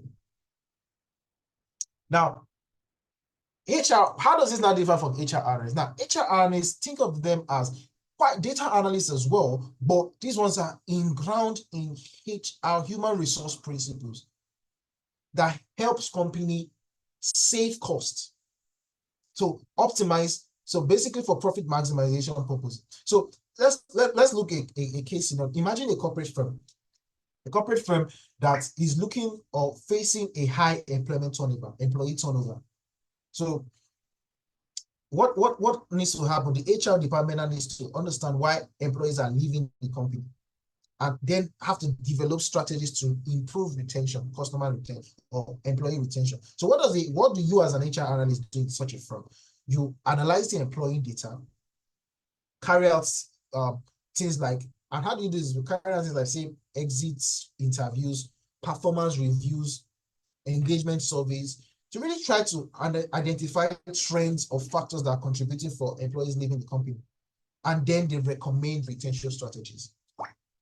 So basically, they will collect data, analyze the data, just like how a data analyst would do, and they can then identify patterns, such as, say, dissatisfaction, uncompetitive salary, and then they recommend solutions. So in effect, the company in this case scenario is able to see significant improvement in employee retention. Why? Because an HR analyst is there that's carried out data analysis principles in human resource. So what do HR analysts do for organizations? They provide data-driven insights that help organizations retain talent and improve the employee satisfaction. So look at the key metrics that we identify and train our students on for HR analysis. On problem solving, you learn about problem solving, how to carry out problem solving, how to use Excel, how to use Power BI for visualizing the data, how to carry out SQL to query the databases that contain this data. You learn about HR analytics and performance evaluation. You learn about HR metrics and life cycles. You also learn about HR analysis and dashboarding, about the principle of collaboration and report automation, how to build your case and create action. You also learn about how to use ChatGPT for analytics. So to become an HR analyst, you can get this in 4 months, 3 months of intensive learning, 1 month as an intern for working on industry-based project. The classes occur on Saturdays in the mornings from 11 a.m. to 2 p.m. West African time for EU, UK, and Africa, and in the evenings by 6 p.m. to 9 p.m. West African time for those in Canada and the US. Now, the Sunday classes, or rather on Sundays, the Watch Me videos are made available for you to practice real-life case scenarios. And this is just a reflection on the average pay that you could get working as an HR analyst. Now, some of you have been wondering, this Agile Scrum Master of a thing. What is it really? What is this Agile Scrum management? What did they do? Who is an Agile Scrum Master? What do they do in the industry? Now, just like, think about it. Let's think about like a football team. Every football team has a coach, right? The team's goal is to win trophies, to win competitions, to win matches. But to get there, you need a coach. A coach is one who decides the plays for the team, who sets the formation, who decides the formation, who decides who plays which formation, who decides the different aspects. And this is what a agile project manager is to a company. So it's basically like a facilitator, a coach for a team working on projects. How does he do this? He uses the agile methodologies. There are different agile methodologies. There's the Scrum, there's the Kanban, there's the Lean, different. So he decides using the agile methodology, which workflow to problem solving to adopt for the team. And what does this do for a company? It helps the company achieve its goal with the minimal cost and the maximum efforts. So let's give a case scenario. Imagine a software development company. Now, in the company is trying to develop a new product. However, the project is facing delays due to, say, unclear requirements, communication gaps between the team, frequent changing in priorities, because that happens a lot. Okay, we want the software to do this. Oh, tomorrow a new feature. Oh, tomorrow a new feature. And we don't go anywhere. Some of you may have experienced it where trying to start up a project or I noticed one of the challenges you were having, you didn't have a project manager, or you yourself were not a project manager. So what does the company need at that point? The company needs a small structured approach to manage the project efficiently. Now, and deliver the project on time. So what does they do? A agile project manager comes in to implement agile methodologies. In this case scenario, you can use Scrum. And this will bring structure to the project. And how does it? Number one, by facilitating communication, introducing things like sprints, managing sprint. And this will ensure that the team can remain focused on delivering their value. So how would you work as a Scrum Master? You organize the project into what we call short sprints. You break it up into short parts. And each is focused on delivering a specific piece of functionality. Okay, today we want to focus on the landing page. That's in the first sprint. Get to work. From landing page, backend, get to work. Get UI, UX. You see, step by step until before you know we're done with the entire project. So they lead sprint planning meetings to define what work to be done, and they hold daily standing. So what would not be the goal of the daily standing? We're not just coming to meeting to see our face. We're coming to see, okay, track the process. How far have you gone with your part? Oh, you're supposed to design the logo. You're supposed to do it. How far have you gone? Then they address obstacles and facilitate sprint reviews and retrospect to continuously improve the team's flow. So the Scrum Master ensures that the team goals aligns, the team continued work aligns with the project goals. And if there's any changes in requirements, it is addressed efficiently. So what is the result at the end of the day? The project team is able to deliver the software at the end of each sprint. And they allow the stakeholders to review the progress regularly, thus providing feedback.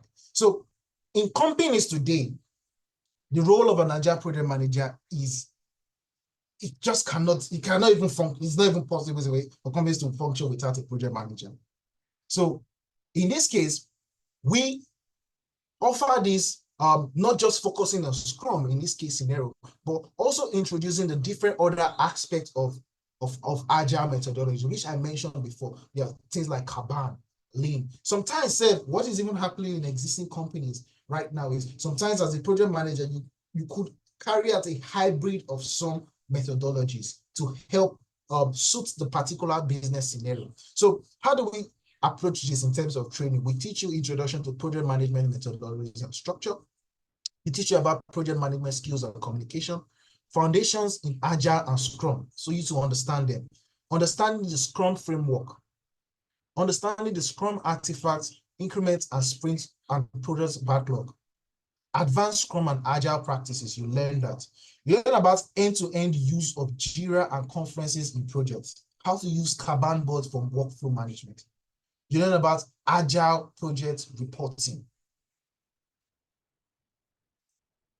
Things like velocity, burn up, burn down charts. You learn about leadership and reward application.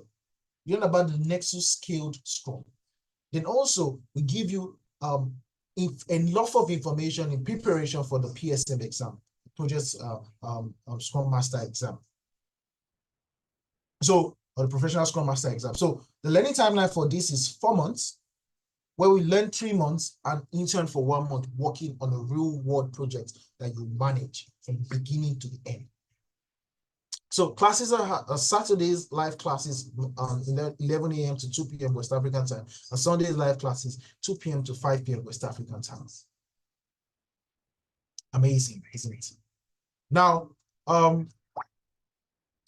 then also comes, of course, the cyber security.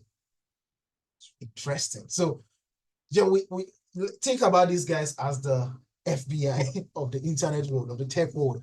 They are basically the professionals who play a crucial role in protecting organizations' computer network systems from cyber security threats, cyber threats. So imagine platforms. There are many of you that imagine platforms like PayPal or say OPay, Nigeria, MoneyPoint, all this kind of popular Revolut, all those kind of popular fintech or banking institutions where financial services is being offered. Now, in such a case, such an institution will be concerned about the number of cyber threats targeting the system, such as like phishing attack or data breaches. So what do? They need to strengthen their security to protect from sensitive customer information. Why? Because if a hacker has access to the information, he could steal money. So you see the cyber analyst here providing a framework to prevent hackers from accessing the computer system. So this skill is very, very useful in the current era. You agree with me? Every organization needs a level of security for their data, for their information. And we focus on providing this. We focus on providing this to people. Focus on providing this to people. So, give me a sec.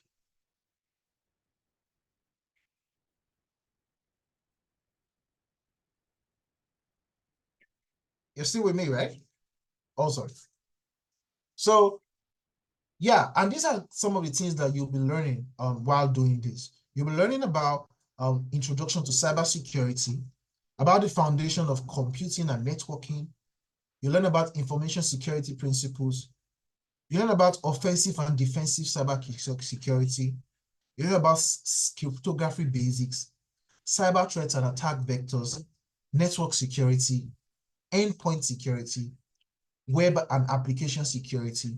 You learn about security, cloud security, incident response and forensic. You learn about cyber security policies and compliances. And you also learn about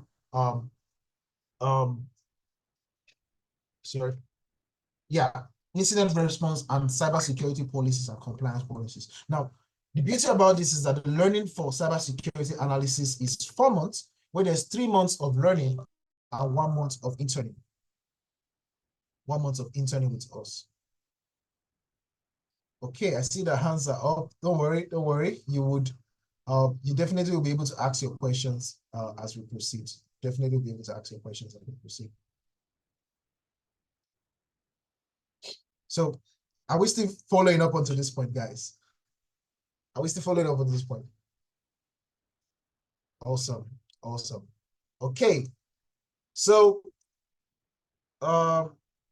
just give me a sec. Now, just like how we say, how are we able to guarantee you success in any of this field? Like I said, just to reiterate where I'm coming from, we do not just focus on the fundamentals.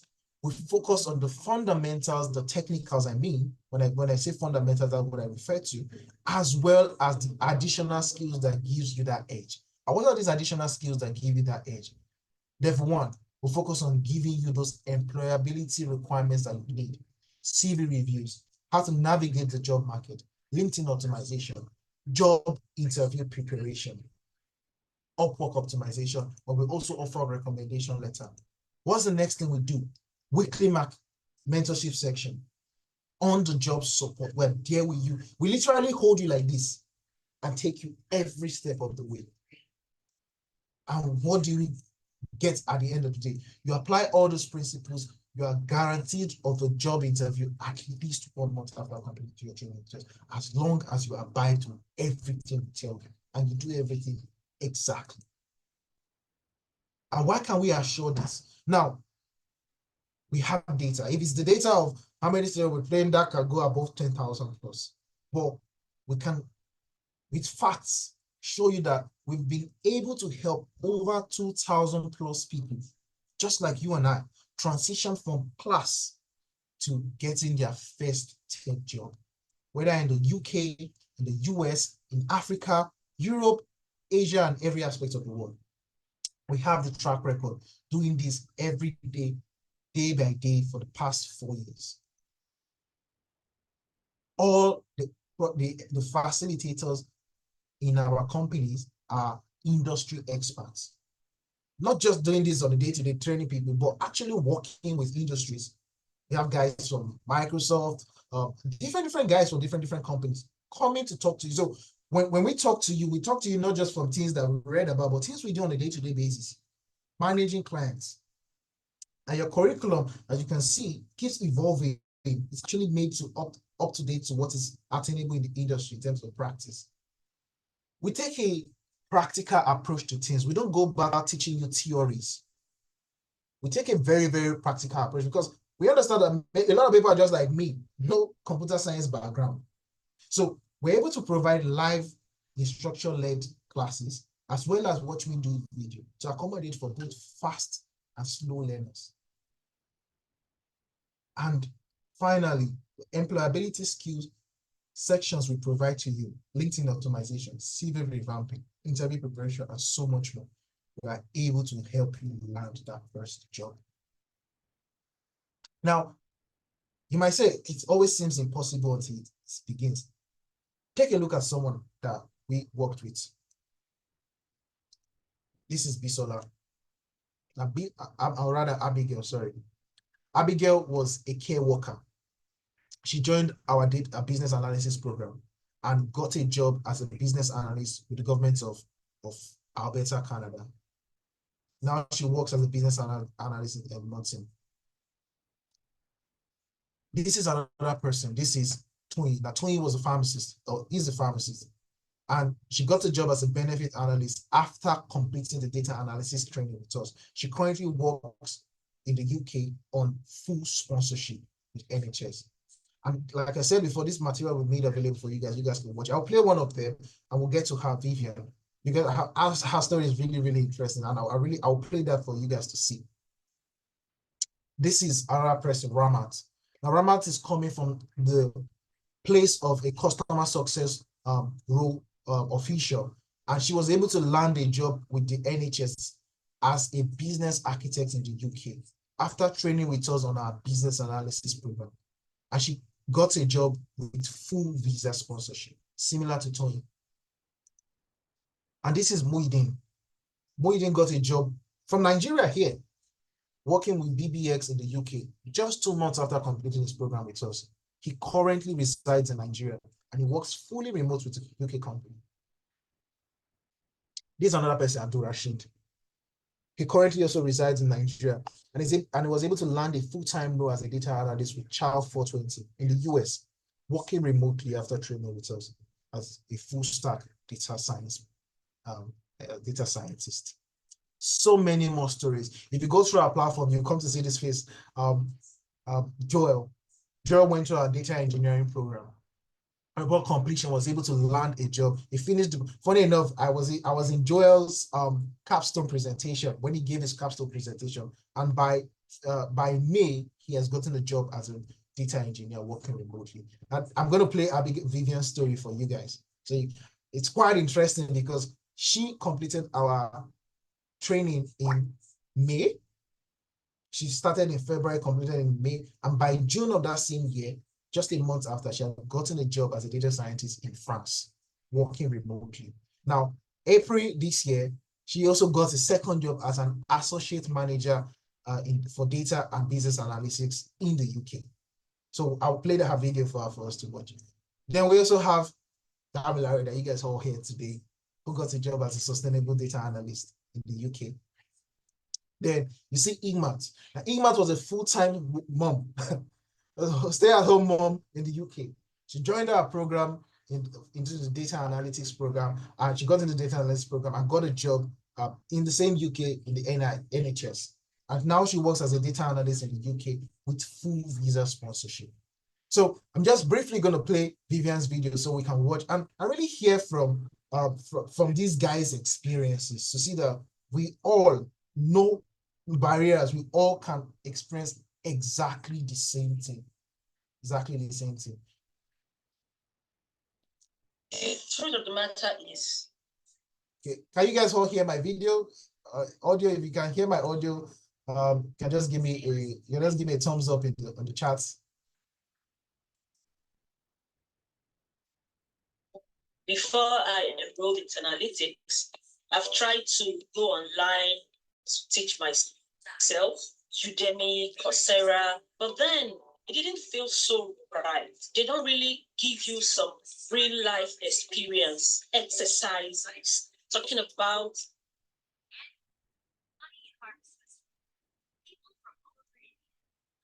Okay. I think the network it's not so 10Alytics and the program. It's going to be a one-on-one section on the weekends, and there are some mentorship sessions as well during the week, and you get to 1 month internship or so. And I was like, why don't I just try this out? After all, I've been paying. Why don't I just sacrifice this little token I know in Nigeria it's quite a lot of money, but I tell you, the value you get for your money is way above what you're going to be paid for. So I decided to give it a try, and I enrolled to see if it's going to be something different from what I've been seeing in other online self-paced programs. And I kid you not, from the very first day, we started having assignments, classworks, practicals, Excel, and all that. And I learned what I couldn't learn in 6 months under 1 month with 10Alytics. And it is just straight up. You learn and then you practice. It is practical oriented. It's less of the theories, but the theories are going to be there, the fundamental, the basics for you to understand principles of what you're being taught. But then it's like 20% theory, 80% practical, such that the moment you get into your first role, you begin to deliver just like I did. Awesome. Awesome. So that's just Vivian. And like I said, the material will be made available for you guys. You guys can listen to every other person here. You can see Damilera, you guys heard from him today. This was his experience. This was the mail we got for him when he told us about how he successfully landed the role and also reaching out to us for reference. You can see other videos about other sections we've had similar to this, where you have other speakers come speak to you guys about their experience being able to secure a job after training with us at 10Alytics.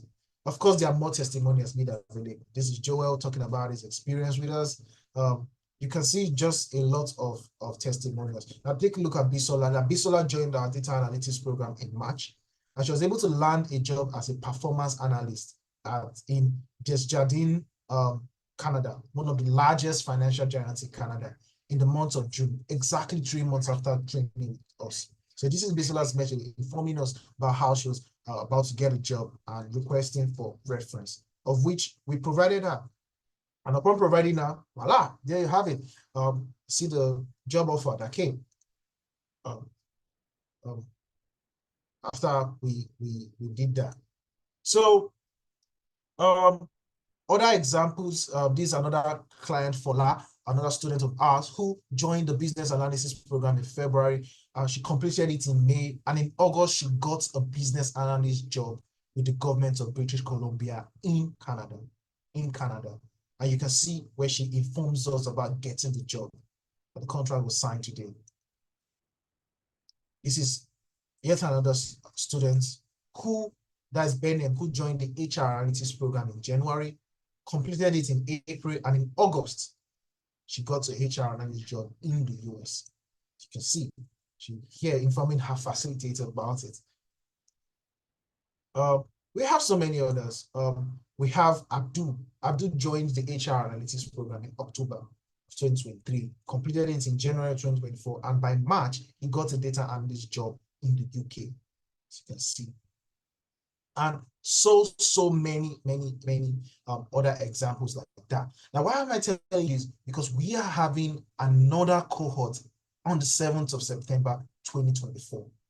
Now, for that cohort, this is the payment plan. Now, it surprises you to note that this is the actual price of things, but we'll be giving a 20% discount for the first 20 persons that signs up for the program.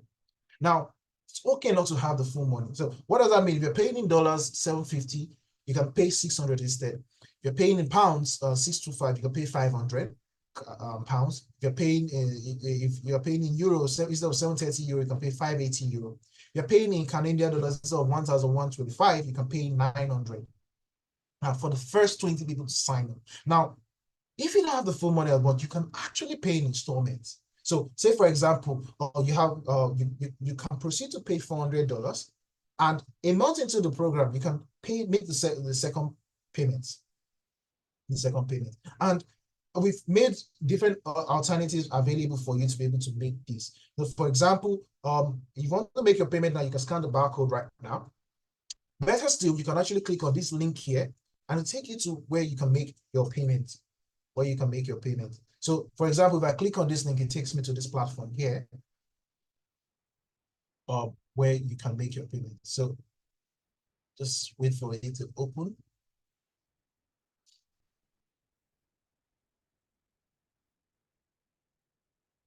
So just to navigate you through the interface, so you can be able to make your payment with this. It's pretty straightforward. Now, some of you will tell me, oh, Doc, I'm in Nigeria. How can I make my payment? Or I'm in Ghana. How can I make my payment in my local currency?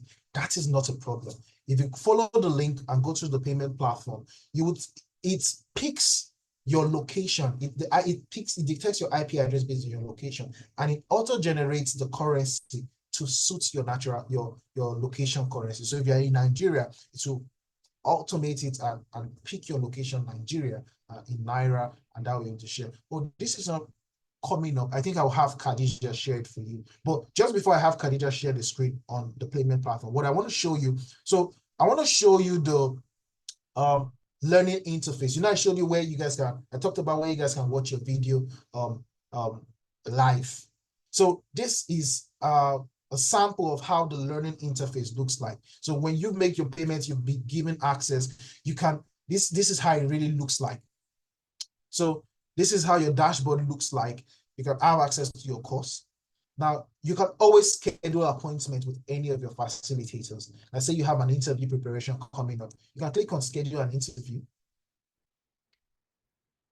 You can click on schedule an interview, and it automatically comes up, and you can see how to schedule an interview. So let's say you want to schedule an interview with me now, data engineering department. So you click data engineering and click on next.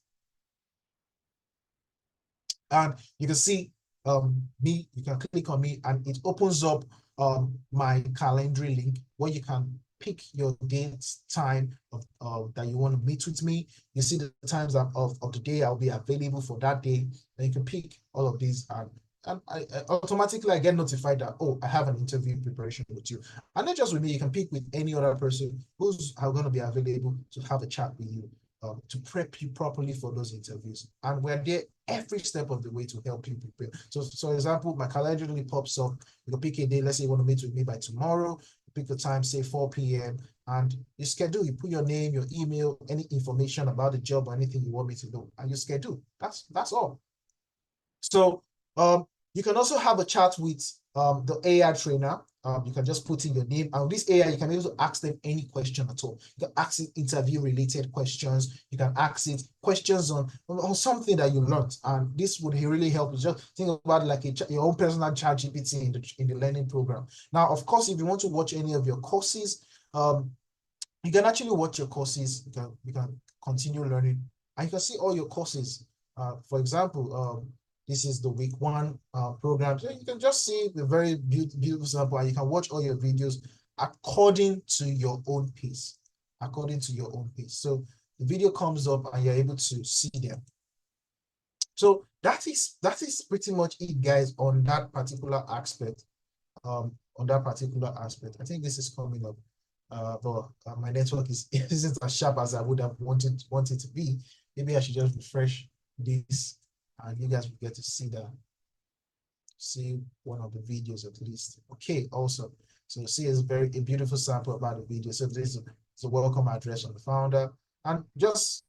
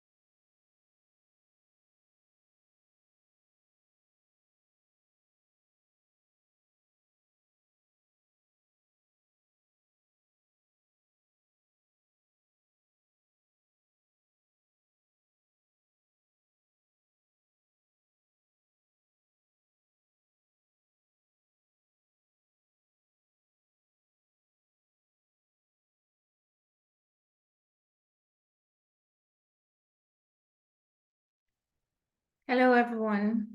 Can anyone hear me?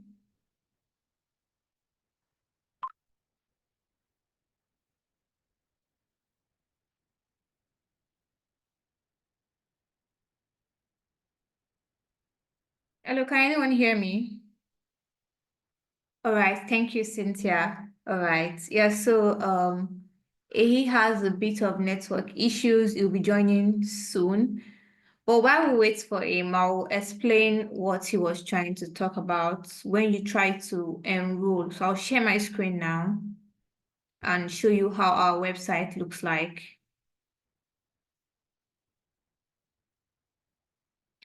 Yes, so this is the enrollment site. So once you come here, once you click on the link on the material, you can chat with 10Alytics here. You can also get access to the program brochure. You also have, in case, even when you're not sure of what program price is, you can come here, check the amount, and proceed to making payments. And once you make payments, you upload your receipt, so 10Alytics will be notified that you have made payment, and you'll be sent an email link immediately. Also, you also have our details here for those of us in Nigeria and outside Nigeria. Okay.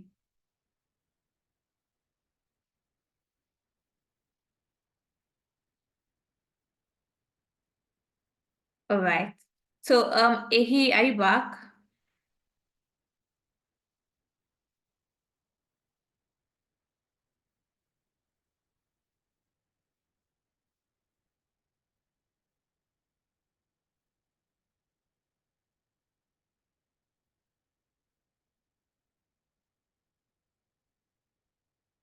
All right, I think he's having issues, but are we enjoying the session? If you're enjoying the session, please give me a one in the chat.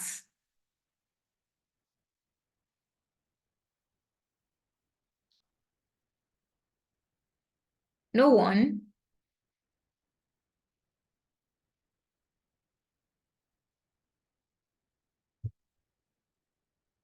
All right, beautiful. We have Noel, we have Tosin, Samsung. So Samsung SM, you have to change your name. All right, Ehi, you're back.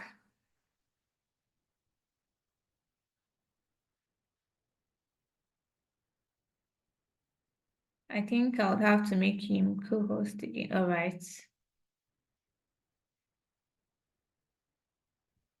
All right, beautiful.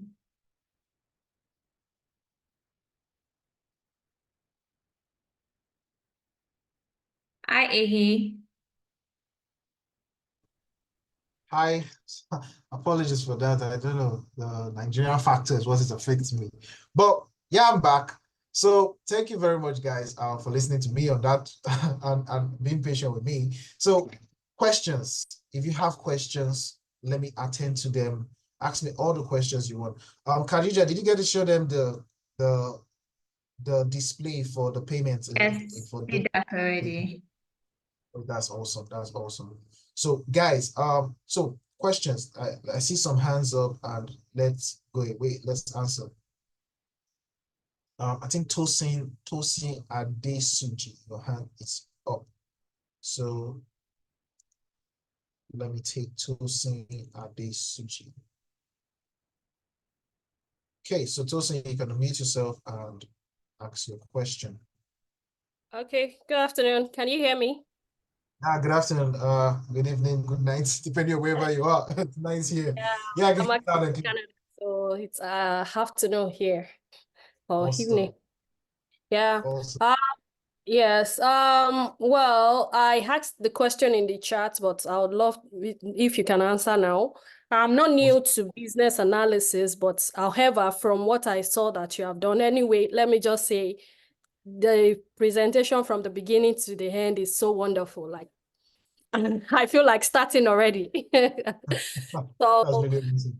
Yeah, so I am not new to BA, and I would like to like have the class again because I don't have the knowledge of Power BI and all from my previous experience. Then I'm a student here taking business management, and I just finished business management, but now supply chain management. And then from the data analyst what's it called now, breakdown, I can see that there's procurement analyst, there's supply chain analyst, which I'm actually interested in, and it will support my whatever I finish with here. So that's why I said, is it possible to combine the program so that while I'm focusing on applying for jobs in for BA roles, I can as well be using that for my supply chain and all here. Yeah, to take them at the same time, to combine them at the same time might be will I say, it might be tough to do at the time. But what you could do is take one first, then take the next. So since you say, oh, you're coming from a background of business analysis, and it's just really a thing of then adopting the necessary skills, then of course you could take up that first and take on those skills that those skill sets, those two stacks that you think you need to make your role way more easier. And afterwards, you can then take up the training of the data analysis and really fine-tune that so that you could not just fit for business analysis role, but also the data analysis in every corporate structure, because of course we cover a lot of other things that are not also taught in the business analysis curriculum under the aspect of data analysis. So yeah, I say but doing them at the same time, that might be tough, because also you have to also think of the fact that classes will be clashing, all of those things. That might be tough to pull off. Well, I'm thinking of maybe for one, I can go for the Canada time, and then the other I can go for the UK time. UK time. So I know my schedule already, and I think this is the time for me to combine both. The previous BI I did was even intense, Mondays to Fridays and all. So this one is just weekend. So I can plan my time ahead. I just need you to confirm, and then probably we can have time to talk. Because then we have BI, the Excel, all those tools that will be used for the BA is also almost similar to, is the same that will be used for the data analytics program. So that's why I'm thinking of like putting everything together now. Yeah, sure. If someone gives me the opportunity, I go for it. Why not? By all means, I do recommend go for it if you can pull it off. Because many a times the challenge some students tend to experience is getting it balanced. But you said you've been through a rigorous program like that before, and it's something you know you can pull it off if you plan your time. Then why not? I think go for it. I did tell you about Anointing, who did data analysis, came back to do data science. Even the last time we gisted, he was saying he wants to even come back and do data engineering. So if you can pull it off, why not? I'll say give it a chance. So go full on in. So, thank you so much for that, Tosin. So another person's hand is up. Let me see. Okay, I have two people's hand up. Let me look for them. Okay, Solomon. So Solomon, your hand is up. Go ahead. Thank you very much and good evening. Hi, good evening, Solomon. How you doing? Yeah, thank you. I really appreciate 10 Analytics anyway. And these few minutes I've listened to what you've said, I think I'm in love with it. That is what I've been longing to hear for a long time. But my challenge at the moment is on Saturday, because I'm in the UK. I work mostly on Saturday, and between 11 and 3 might not be visible for me. And if I'm to go by Canada time as well, it's just -4. That's going to be like 2 o'clock. So I don't know how to do that. But Sunday is fine by me, but Saturday I don't know what's going to happen.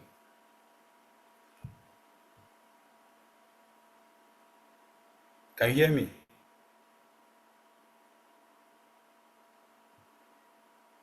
Apologies for that, Solomon. I kind of just like phased out for a bit. I don't know why my network just decided. It's a good thing it just didn't happen while I was giving the presentation. But Yeah, talk yeah. to me. Let's go over the question again. Really sorry for Okay, that. okay. What I said is that on Saturday, since you said 11 to 2, and Sunday, Yes. 2 in the afternoon, yeah, Sunday is fine by me. But on Saturday, I work on Saturday, and I don't know how to do that because I'm trying to see if I can actually speak to my manager if I can do my Okay. shift to be going to be weekdays instead of weekend. But if it's not going to happen, I don't know what I can do. And if I'm to go by That's also Canada fine. time, Okay. Go ahead. 6 Go ahead. p.m. in Canada is like 4, it's like 2 p.m. in the UK. So I will still be at work because I close by 4 p.m. So what Okay. can be done? Thank you. Well, that's one thing you should note in with our program is that for all the live classes, they are always recorded. So in a situation where you can't be in the class live, you have access to the recorded class video that you can easily watch and leave your questions because your facilitators are always available on ground for you. Not just that, you meet with your facilitators live on Wednesdays, what we call a drop-in section, where you can have a one-on-one conversation. That's the whole point. You can tell your facilitator, oh, sir, oh, hey, you can call him by the name, hey, doc, the class you had on Saturday, I went back to practice it. Oh, I wasn't in the class live, but I watched the recording and I faced the challenge here, here, here.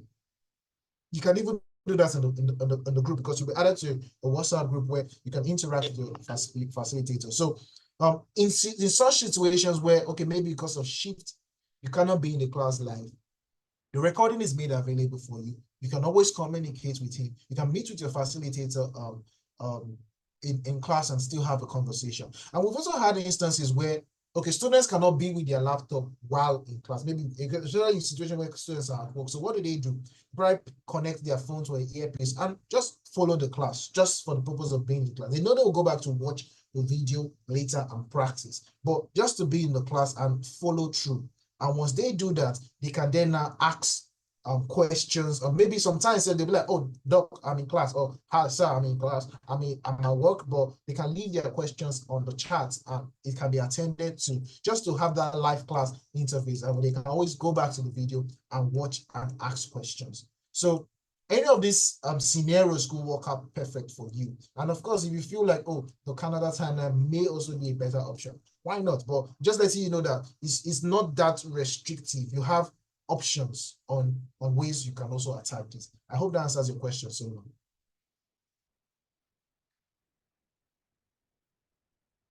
Solomon, were you able to do justice to your question?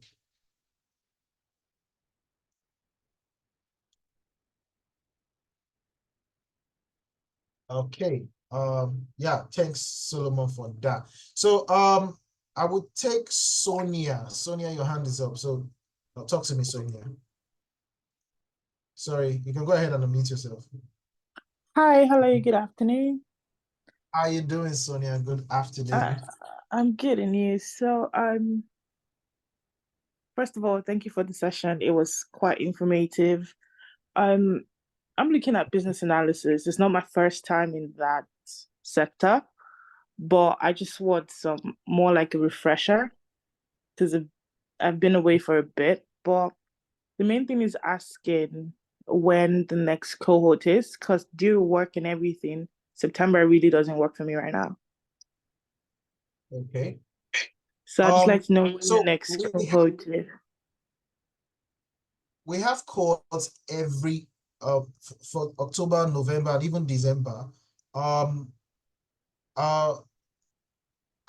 could you share the screen on the payment timeline? There's a place where you could also, so if you want, you could actually reserve a spot for you in the future cohorts if September doesn't work out for you, and when that time comes, you can also just jump in. So you would have made payments, you would have reserved your spot, and you received your I think you either receive your kit at any point in time during that segment, and of course you can always join. So that's just letting you know that yeah, you can actually reserve a spot in the future cohort if the September cohort does not work out for you. So if you're checking on the payment points where you are fixing your payment, a point will ask where you are to pick your cohort. You can actually pick Okay. a cohort of your Okay. so yeah, and when you pick your a point of your choosing, you can always select a particular month that works out perfectly for you. All right, I hope sure. that Thank helps. you very much. Yeah, that helps. Thank you very much. I appreciate it. Thank you so much. Tosin, do you still have a question? I think your hand is still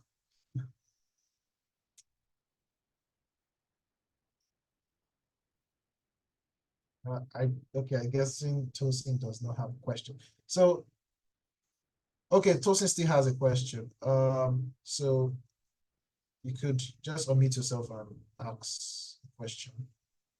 Yes, I just wanted to know about if, okay, for someone that will be combining two programs and they are almost similar, what the discount rate will be. Okay, as regards that, for now, the discount offering is at 20%. So if you are doing both of them in those case scenarios, then I'm guessing it should be 20% of each. So you could just do like that. But then again, you can actually afford to make a deposit payment on each, and you can be making the balance later on. Because the discount we have running right now is the 20% discount for each program. Okay, I got a message from the chat box. I'll follow it up. Thank you.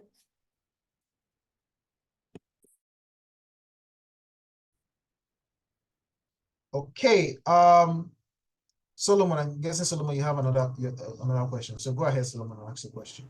Yeah, thank you very much. Hey, how much is for data analytics? It's not showing on the chat. Okay, can you see my screen? Yeah, I can see. I can see for business analytics, data engineering. Okay.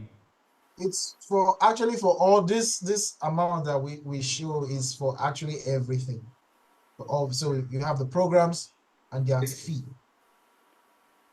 So regardless of whether it's business analytics, data science, it's the same amount.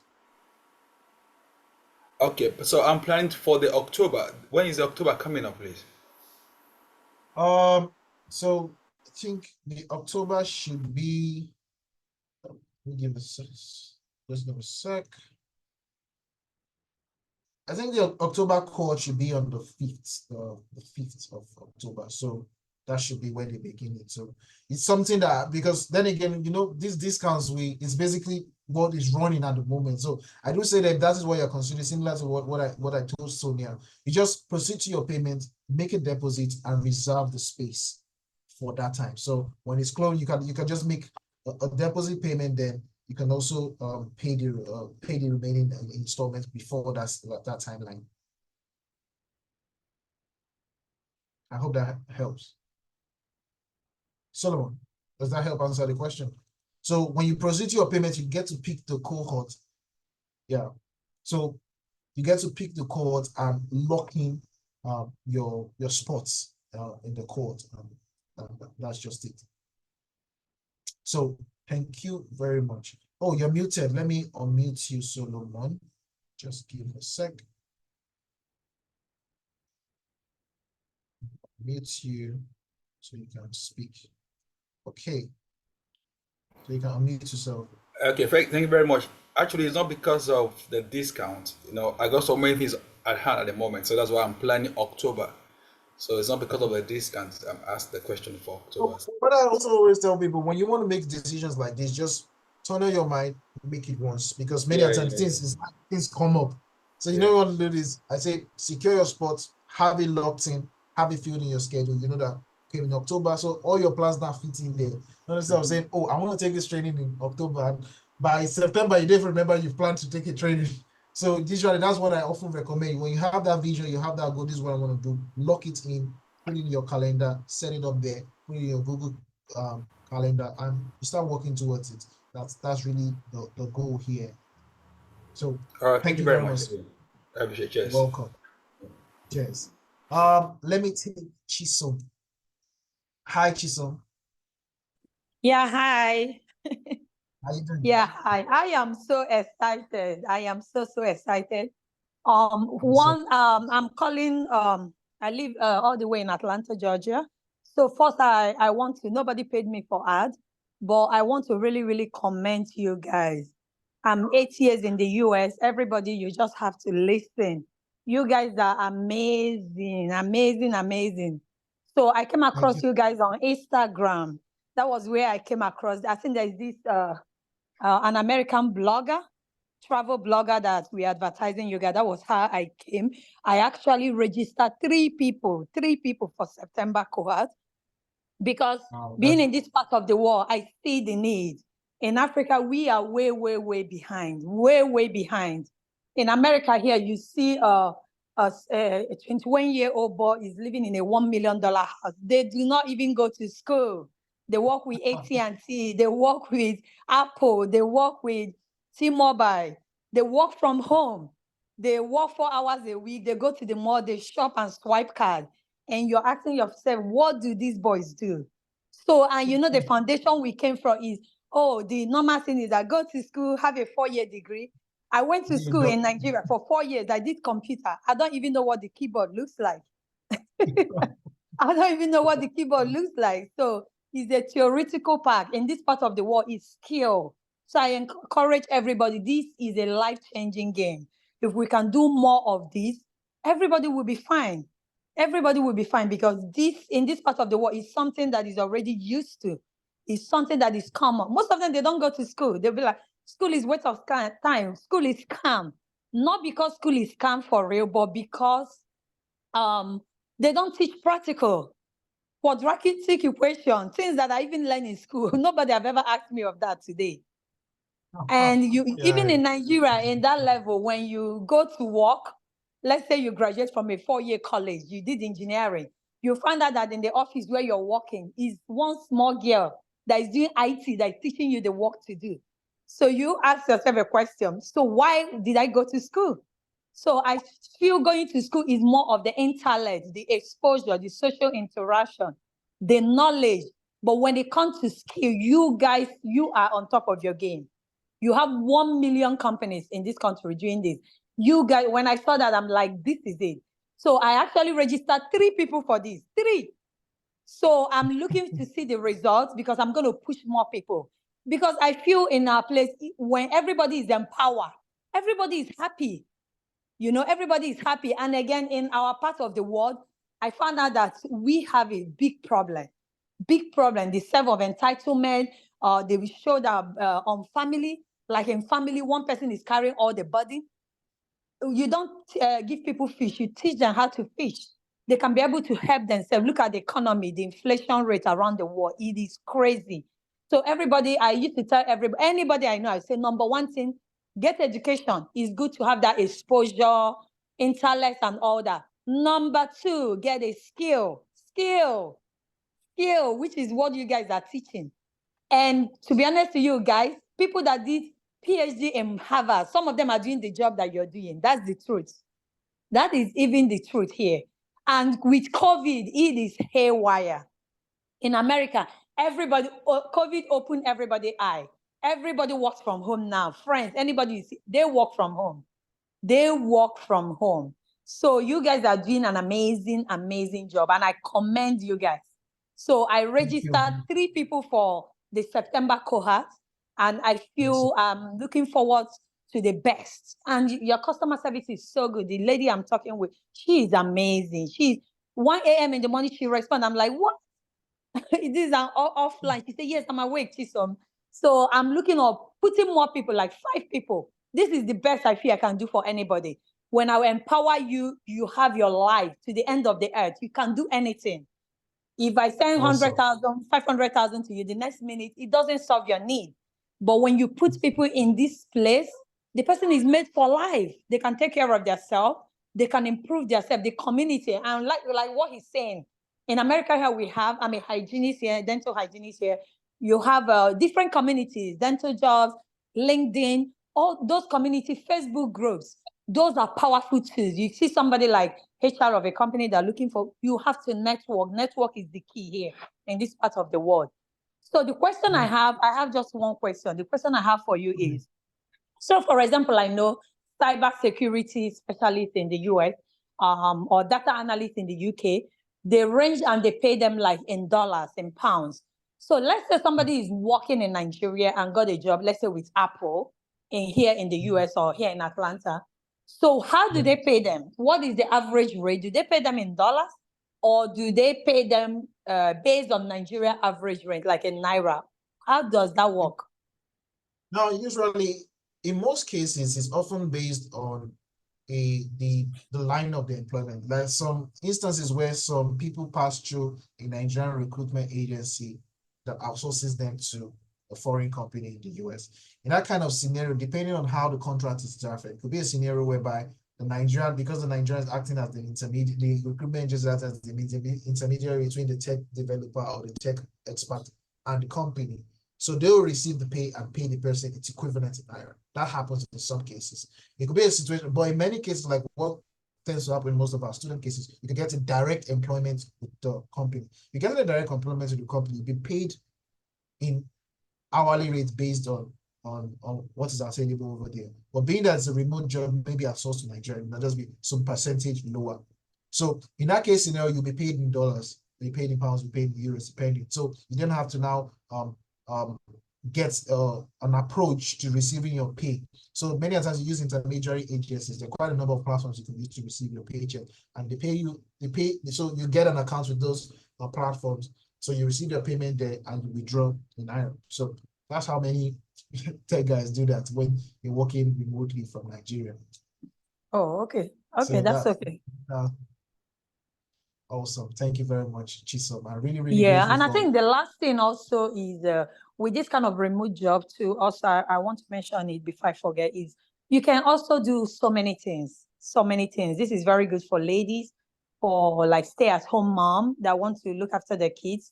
So let's say you work 6 hours. The other ones you can use it to achieve something. You could have a business, you could have something. So it's kind of very flexible for you.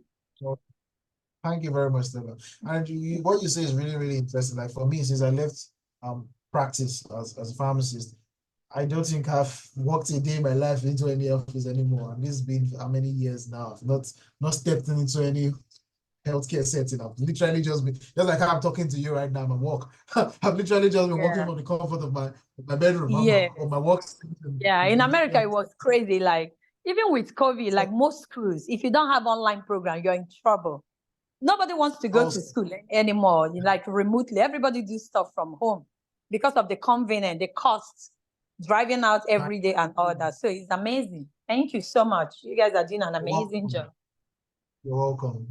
Now, Stella, hear from you, Stella. I'm going to unmute Stella now. Hello. Good evening. Hi, Stella. Yeah, good evening. Hi. All right. Thank you so much. And I want to say thank you for the great job. And this is not my first time I'm joining your program, this kind of program. I was here sometime this year. And I will say my take from today's session is from the interview where they say stop procrastinating and don't give up. I felt my husband almost registered me, but I told him I was not going to spend money on any program anymore because I have done a program before now, and to the best of my knowledge, I was doing fine. But what actually attracted me was when you were trying to share your success story. And I would say in my life, over 30 years now, this is the first time I'm seeing someone I know one-on-one. As in, I felt most of the time when people are sharing their success stories, it's just all about cook up and stuff like that. I'm not going to mention the name, but the name splash, and I know the person. We are on the same WhatsApp group, and I know her very well. And I've had series to, interact with her.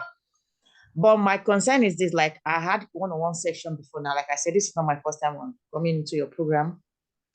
And my challenge was that I actually did a course of data analysis. And when is it Femena, or when you and Femena were the co-host on that particular one, you mentioned something about data science or something, and the mention of Python, of which I told them I had interest in Python, but from the way your program is being run out now, Meaning, if I'm to go into data analysis, I have to let go. I can't do that.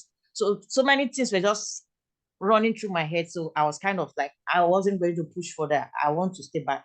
But one thing is that I am not trying to, blow my own trumpet, but I know I am good at to a very extent as a beginner in the field. I am very good. So even those people I said that were with you, even to shock, I think the last one you had, one of them, I don't know if she has reached out to you. She's going for an interview, and she does come to me for it, like seeking, even part of the program, some of the tasks given to them, I will go through with her. So I just believe that it's not about what you know. Fine, I know it. She comes to me to ask for questions and stuff like that. But today, now she's here, like going for interviews and like, so this thing is actually really working for people, because the testimony on my WhatsApp group there, with people coming at 10Alytics here, the testimonies are really overwhelming. People coming to, I'm going for interview, going for this. So I was like, maybe I'm the one delaying myself. Maybe I should just register. It's not what you know now, and maybe there are some things I'm not doing right. So this brings me to my question, where I think I'm really having challenge. One, I see you've talked about the technical and the employability aspect of it. I just want to know if you could dwell on the presentation skills as well, like when you want to present your thoughts and what have you. Like I was really thrilled with the way you were doing your presentation and power slide and everything coming in. I'm really fascinated about those stuff like that. So I wanted to know, in the course of the program, is there any way you teach the students on how to navigate in doing all these presentations? Maybe you want to, showcase your projects at the end of the day, stuff like that. So that's one of my questions.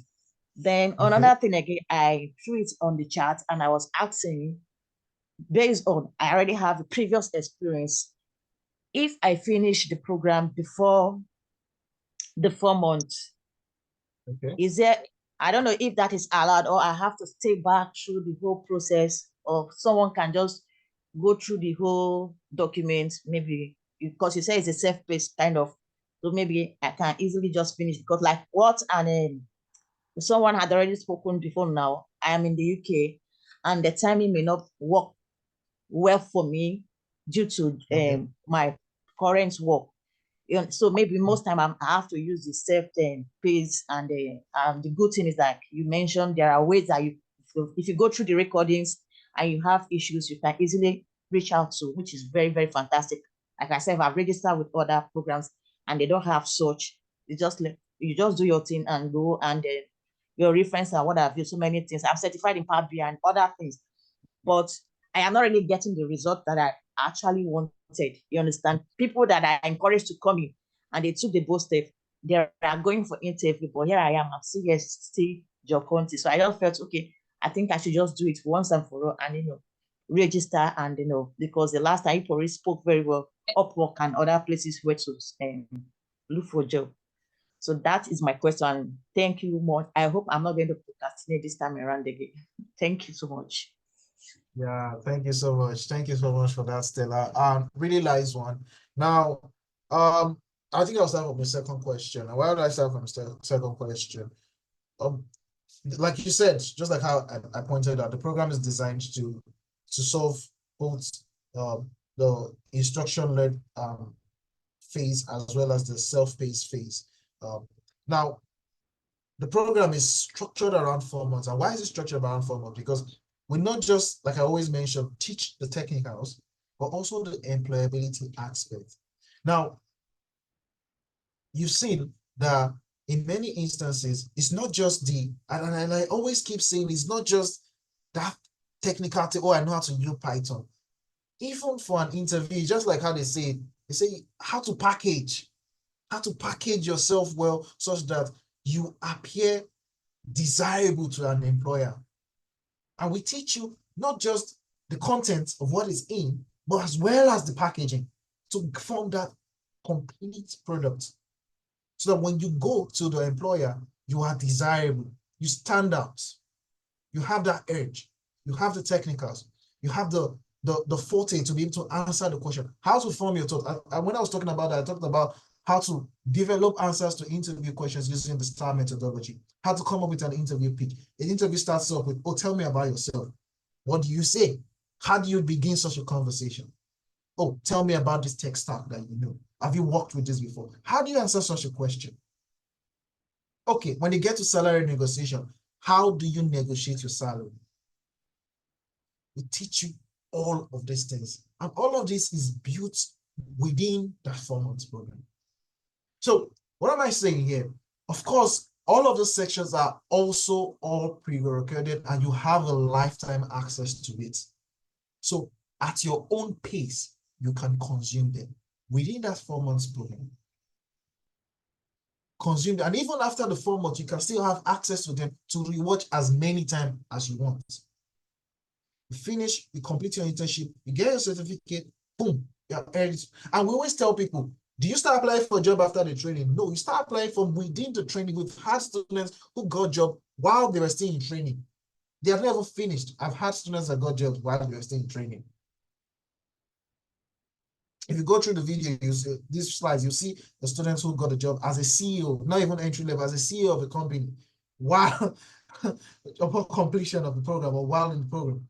So these are things that so how we teach you about all that field. So basically, you get to experience a different thing that really would form that fine-tuning edge that you may be looking for to implement to everything you know to form that complete package. Having pre-knowledge gives you an edge because you're not a tabula rasa. But then again, come as you are, experience everything, fit it together and apply. Apply. I will tell people, keep applying, keep applying, keep applying. You get better with how things go. Now, in terms of the presentation, of course, we mentor our students on every aspect. Mentor them. We mentor them on how to present, because then again, you have to know that we're preparing for the industry. So we mentor you on how to, like I said, package yourself, how to give a very sound presentation, how to talk, how to respond, how to answer questions. And presentation is one of them. You tend to have group presentations, you get to have individual presentation. At the end of the training, you get to do a capstone presentation where you present your work to the house, to the team. During your internship, you get to run presentations. So presentations like a daily lifestyle. When you have, during your internship, you were having sprints, you'll be having standing meetings, like imitating the industry sector. That's pretty much, you have presentation, short presentation, long presentation when you have those slides. So these are how we build those skills, those knowledge, review slides and all of those things. And we build all those things into it. So I do hope I answered your question. Of course, you can feel free to ask more questions if I didn't do it, but I did hope I did justice to that. Thank you very much, Taylor. Aliyu, your hands is up. So go ahead, Aliyu. Let me hear you. I'm gonna unmute Aliyu.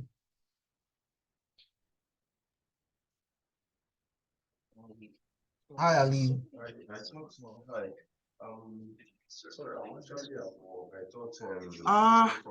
Your voice is like so low, Aliyu. I'm really, really straining to hear. I don't know, maybe it's the earpiece or something. Are you speaking, Ali? That's why I started. I don't know. I thought some of the question was getting from the teacher. But anyways, wow. What's the timing for the discounts? What's the timing for what? You know what? Maybe you could. I don't know.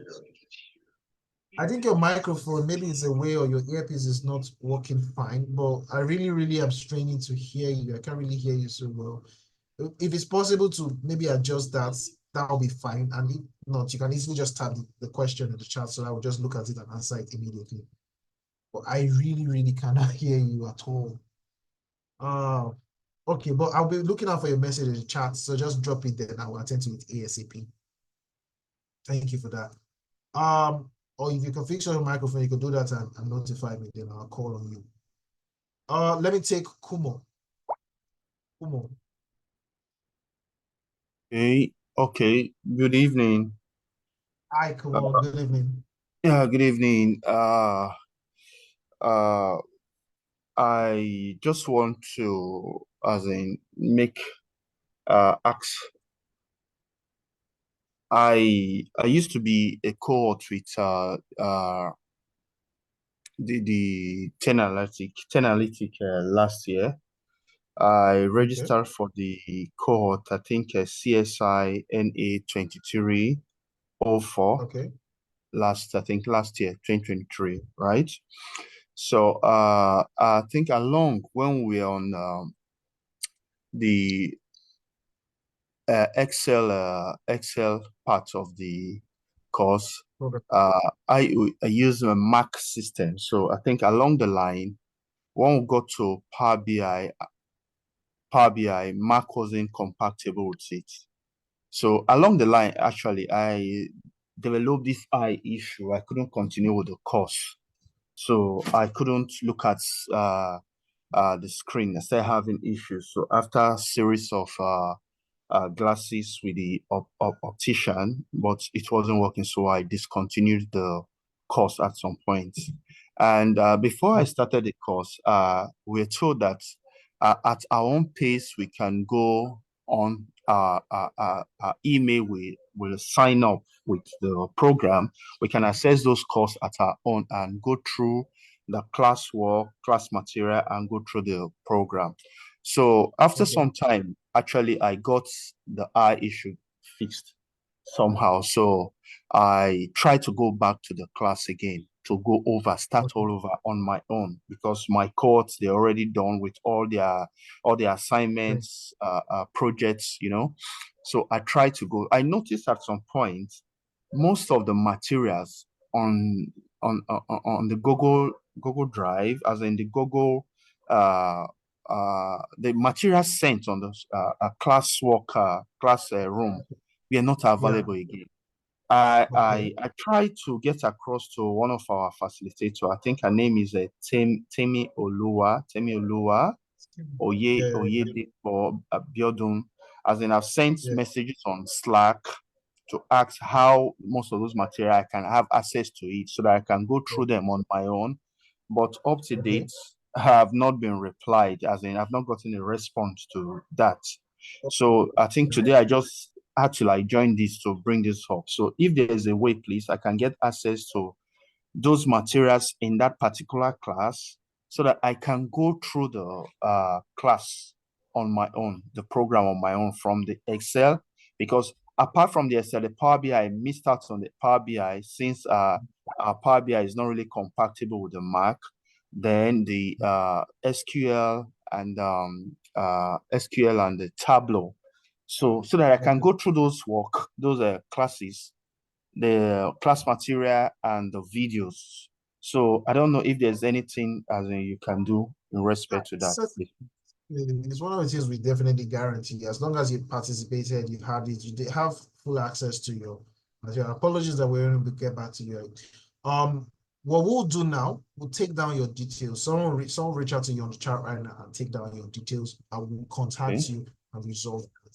Sorry, apologies for all that stress you had to go through. And thank you for reaching out to us. We definitely would have someone reach out to you right now, take down your details, and definitely will communicate with you and give you access back to your details. Thank you very much. Thank you very much. I'm most grateful. Your eyes issue has been sorted out now. Yes. I'm much better now. For me now, without this guy, it's pretty horrible seeing clearly. So I didn't really know about it that much then. So, and I think the Mac thing, I don't know. I tried to get these something to like, is it what do they call it? Anti-glare, but it wasn't working. So I think finally, okay, sorry. What you can do is to have, if you're always going to use a Mac as a tech person, I always often advise get a small Windows, because many times you come to realize that one thing about Mac always has their way of doing things. You want to install even a basic thing that you can just download, you get to Mac and say, oh, not compatible. You have to figure out how to download it on Mac. So if you're going to use, then you always have to realize that many times when it comes to installations, you're going to run into compatibility issues a lot. So to avoid that, maybe also have a backup Windows computer. So you know that, okay, if something maybe does not have a direct Mac installer, they just go straight to just download the Windows on, on your Windows backup PC and save yourself to stress. It's because you always have to figure out the Mac way of doing it. Sometimes that might actually lead to installing it on your Linux environment if it works well for Mac. So you have to go read the documentation. Is there a Mac way to do this? Like for example, now that Power BI, now you probably have to research, is there a Mac way to install Power BI? Another thing some people tend to do is they tend to go repartition their system, allocate. So they on their Mac OS, they install a Windows OS, allocate some memory space to Windows OS, and install a Windows on their system. So they can then have partition and log into the Windows OS on their Mac and use that to power. But that might not be efficient in terms of speed and RAM maximization. So maybe that one might be best, might just get a smaller backup PC that is Windows. So you know you can do both. Yeah, thank you. You're welcome. Awesome. So I'm going to take Aliyu again. Welcome back, Aliyu. I don't know, is your microphone better now? Let me unmute you.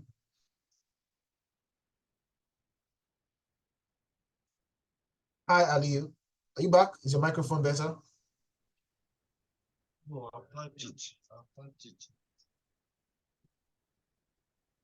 Oh boy. Leo, I think it's still not there yet. Maybe you want to leave your message on the chat. Just leave the question you have on the chat, and we would get back to you. We will get back to you. So Elijah, what you should do for me, besides the message you sent to Kumo, collect his details. So just ask for his full details, so we could record it down and pass it along. Someone will get back to them on the team. So thank you very much. Adewale, let me take Adewale. Adewale, hi, what's up? How you doing? I would unmute you right now. So Ali, I think your microphone has an issue. Just leave a message on the chat and I'll attend to it ASAP. Okay, hi, how you doing? How you doing? I'm good. Hi. I'm good. Thank you so much for a very comprehensive introduction. I'm not a tech savvy person, or let's say I don't have a background in tech. Okay. I did a couple of years in banking, and presently run an MBA here in Canada. So I'm looking at, based on my background, I'm looking at business analytics. I don't know if my strength can carry data analysis. I'm trying to run away from data analysis because I know I don't really have good background in tech. I would have loved to do data, but I'm scared if I will be able to. But since I have a good experience in business already, so I'm looking at those two options. Then you said September option, entering in September is good. So because of the timing, because if it's August 7th, it's quite close for me. So I wanted to advise for someone that is not that good in tech, and you don't want to go to your job place and start struggling and all that. So what will you advise? It now depends on how you guys do your lecturing. Do you come down to ask people like us our level? I've been to one. I actually came out. I left the training because the guy is not ready to come down to people like us our level. So there is no point. It's going to be a waste of time. So that is the issue. We want to also do, but we don't have the background, but we know we can learn. I believe I did ICANN when I was in Nigeria. So if I can get through the rigorous of ICANN, I believe I can also learn. So that is my concern. Yeah. Thank you so much, Adewale, for that. And to surprise you, so let me give a very simple scenario. The cohort that I had when I handled two cohorts, the speaker who spoke today. I remember in this cohort, there were people who could not even boot their computer. And today, they are all data engineers, all of them. So what am I trying to tell you here? Our programs are designed to take you at where you are to where you need to be. All our programs. You say you don't have a background. Like me, I don't have a background in this thing, and I'm a data engineer. I don't have a background in computer science. All I knew before I started tech was drugs. That's literally all that was in my head. Drugs. How to make drugs. And today, a data engineer. So what am I trying to say here? Our programs are designed in such a way that they are very practical oriented. And you mentioned about your background in accounting as a child accountant, the background in business. Definitely, you'll form a very strong fit for business analysis because of the pre-existing background and practice in business already, especially the fact that you also have strength in accounting. However, you will also make a very good fit for the data analytics because even the data analytics is not really code-centric, but more on using tools that I believe you're already familiar with, for example, things like Excel that you already know, just a little more things to do, like visualizations and all of that. So trying to say in essence is that you can't do both, but if I had to look at close to where you are coming from, then maybe a business analyst would just fit very, very easy to you. Because, but then again, as a data analyst, if you're looking at consider, oh, maybe I was considering other domains. Okay, I've been in business for so long, maybe I want to consider other domains to be able to tell stories with data in other domains. Then data analysis might be where you. And if you're not in a course, seeing students do that a lot, you do want use that for a bit, come back and learn something. Why not? The door is always open. But if you had to pick from everything you've discussed, then I would say start off from the business analysis because that's really gonna just align with where you already are at the moment. And then from there, you can easily transition into any other thing, do data analysis and all of that. I hope that helps you. Yeah, that helps. Well, I tried chatting the ranking I tried tracking the tech ranking right now on ChatGPT, and business analysis seems to be like the least from that ranking or that list.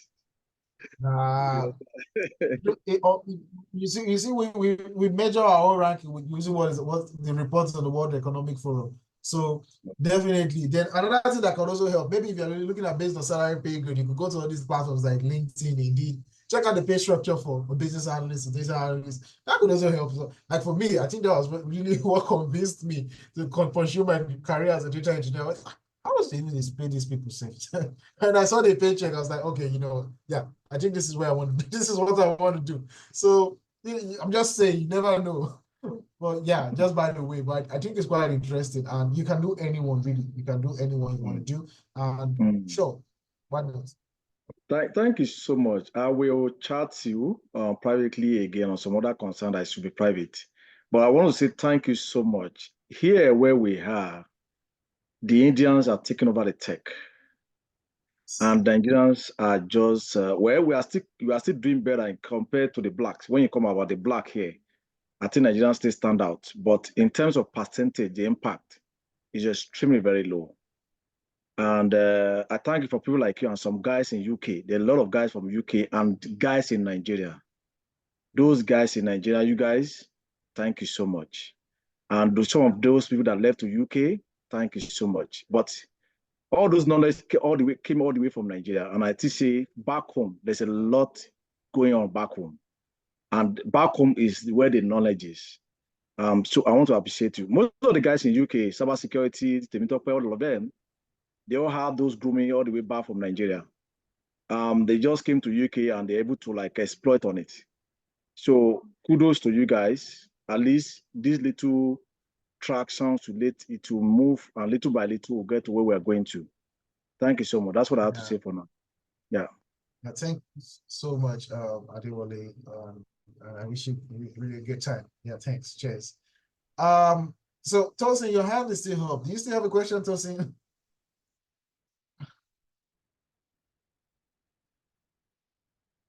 Okay. So I would take Renoir. I hope I got that correctly. Renoir, how are you doing? I'm doing good. Good evening. Hi, everyone. Yes, you pronounced my name well. My name is Renoir. So thank you for the presentation. I just wanted to ask, and the other guy that spoke before me, he asked what I wanted to ask because like I'm kind of like, I won't say terrified or scared. I don't really have any experience in like data. So I'm thinking of going through the full data science certification as opposed the data analytics. So I also wanted to ask, in this program, are we going to, like, aside from the training, the weekend training, are you going to give us like recommended textbook, like for the full-time data scientist program? Are we going to like do our own program, reading textbook, doing stuff that I don't know? I just want you to like go deeper and explain the data science program, and how you work someone that is of zero tech experience and make them like tech savvy in the next 4 months. Thank you. It's so funny when you put it like that, but also, you don't need to be scared about any of the disciplines. You don't need to be scared at all. Whether you have a background in tech, whether you don't have a background in tech, you don't need to be scared at all. Our training is designed to take you at every step of the way. At every step of the way. So you don't need to be worried at all. For the data science, like I said, we know that the data science, let me just open it real quick so that you can see. Now, you can see that the data science really focuses on building you from ground up. Now, in terms of, you asked about materials, make everything available, from videos to some textbooks, on all the fields, some books that you need, pretty much everything you need to succeed in that field, we'll make it available. Our program is not designed, it's not a university course to bombard you with theories. We are very practical. We give it to you the way you see it in the industry. So it's a thing of what you learn here, you can take it to industry to practice and get started. That is why it's very easy to transition. Remember, I talk ease of transition, to transition from the classroom straight up into job, because that is what we focus on, giving you as it is, as you were expected to be in the industry. Now, in terms of training, we'll start from ground up, basic statistics, because that you're going to be building models that predict. You need to have some understanding about statistics. You learn about every other basic foundational thing. You learn about forecasting, predictive analysis, because when you've learned about statistics, you have to learn about how to use this information of statistics to make prediction, how to carry out predictive analysis, things that can predict the future. We also teach you about, I would teach you how to do this using Excel. Then you learn about Tableau for visualization. You learn about how to query. You learn query languages, SQL. You learn about Python. You learn about coding. We teach you basically everything you need to succeed, but we start from ground up.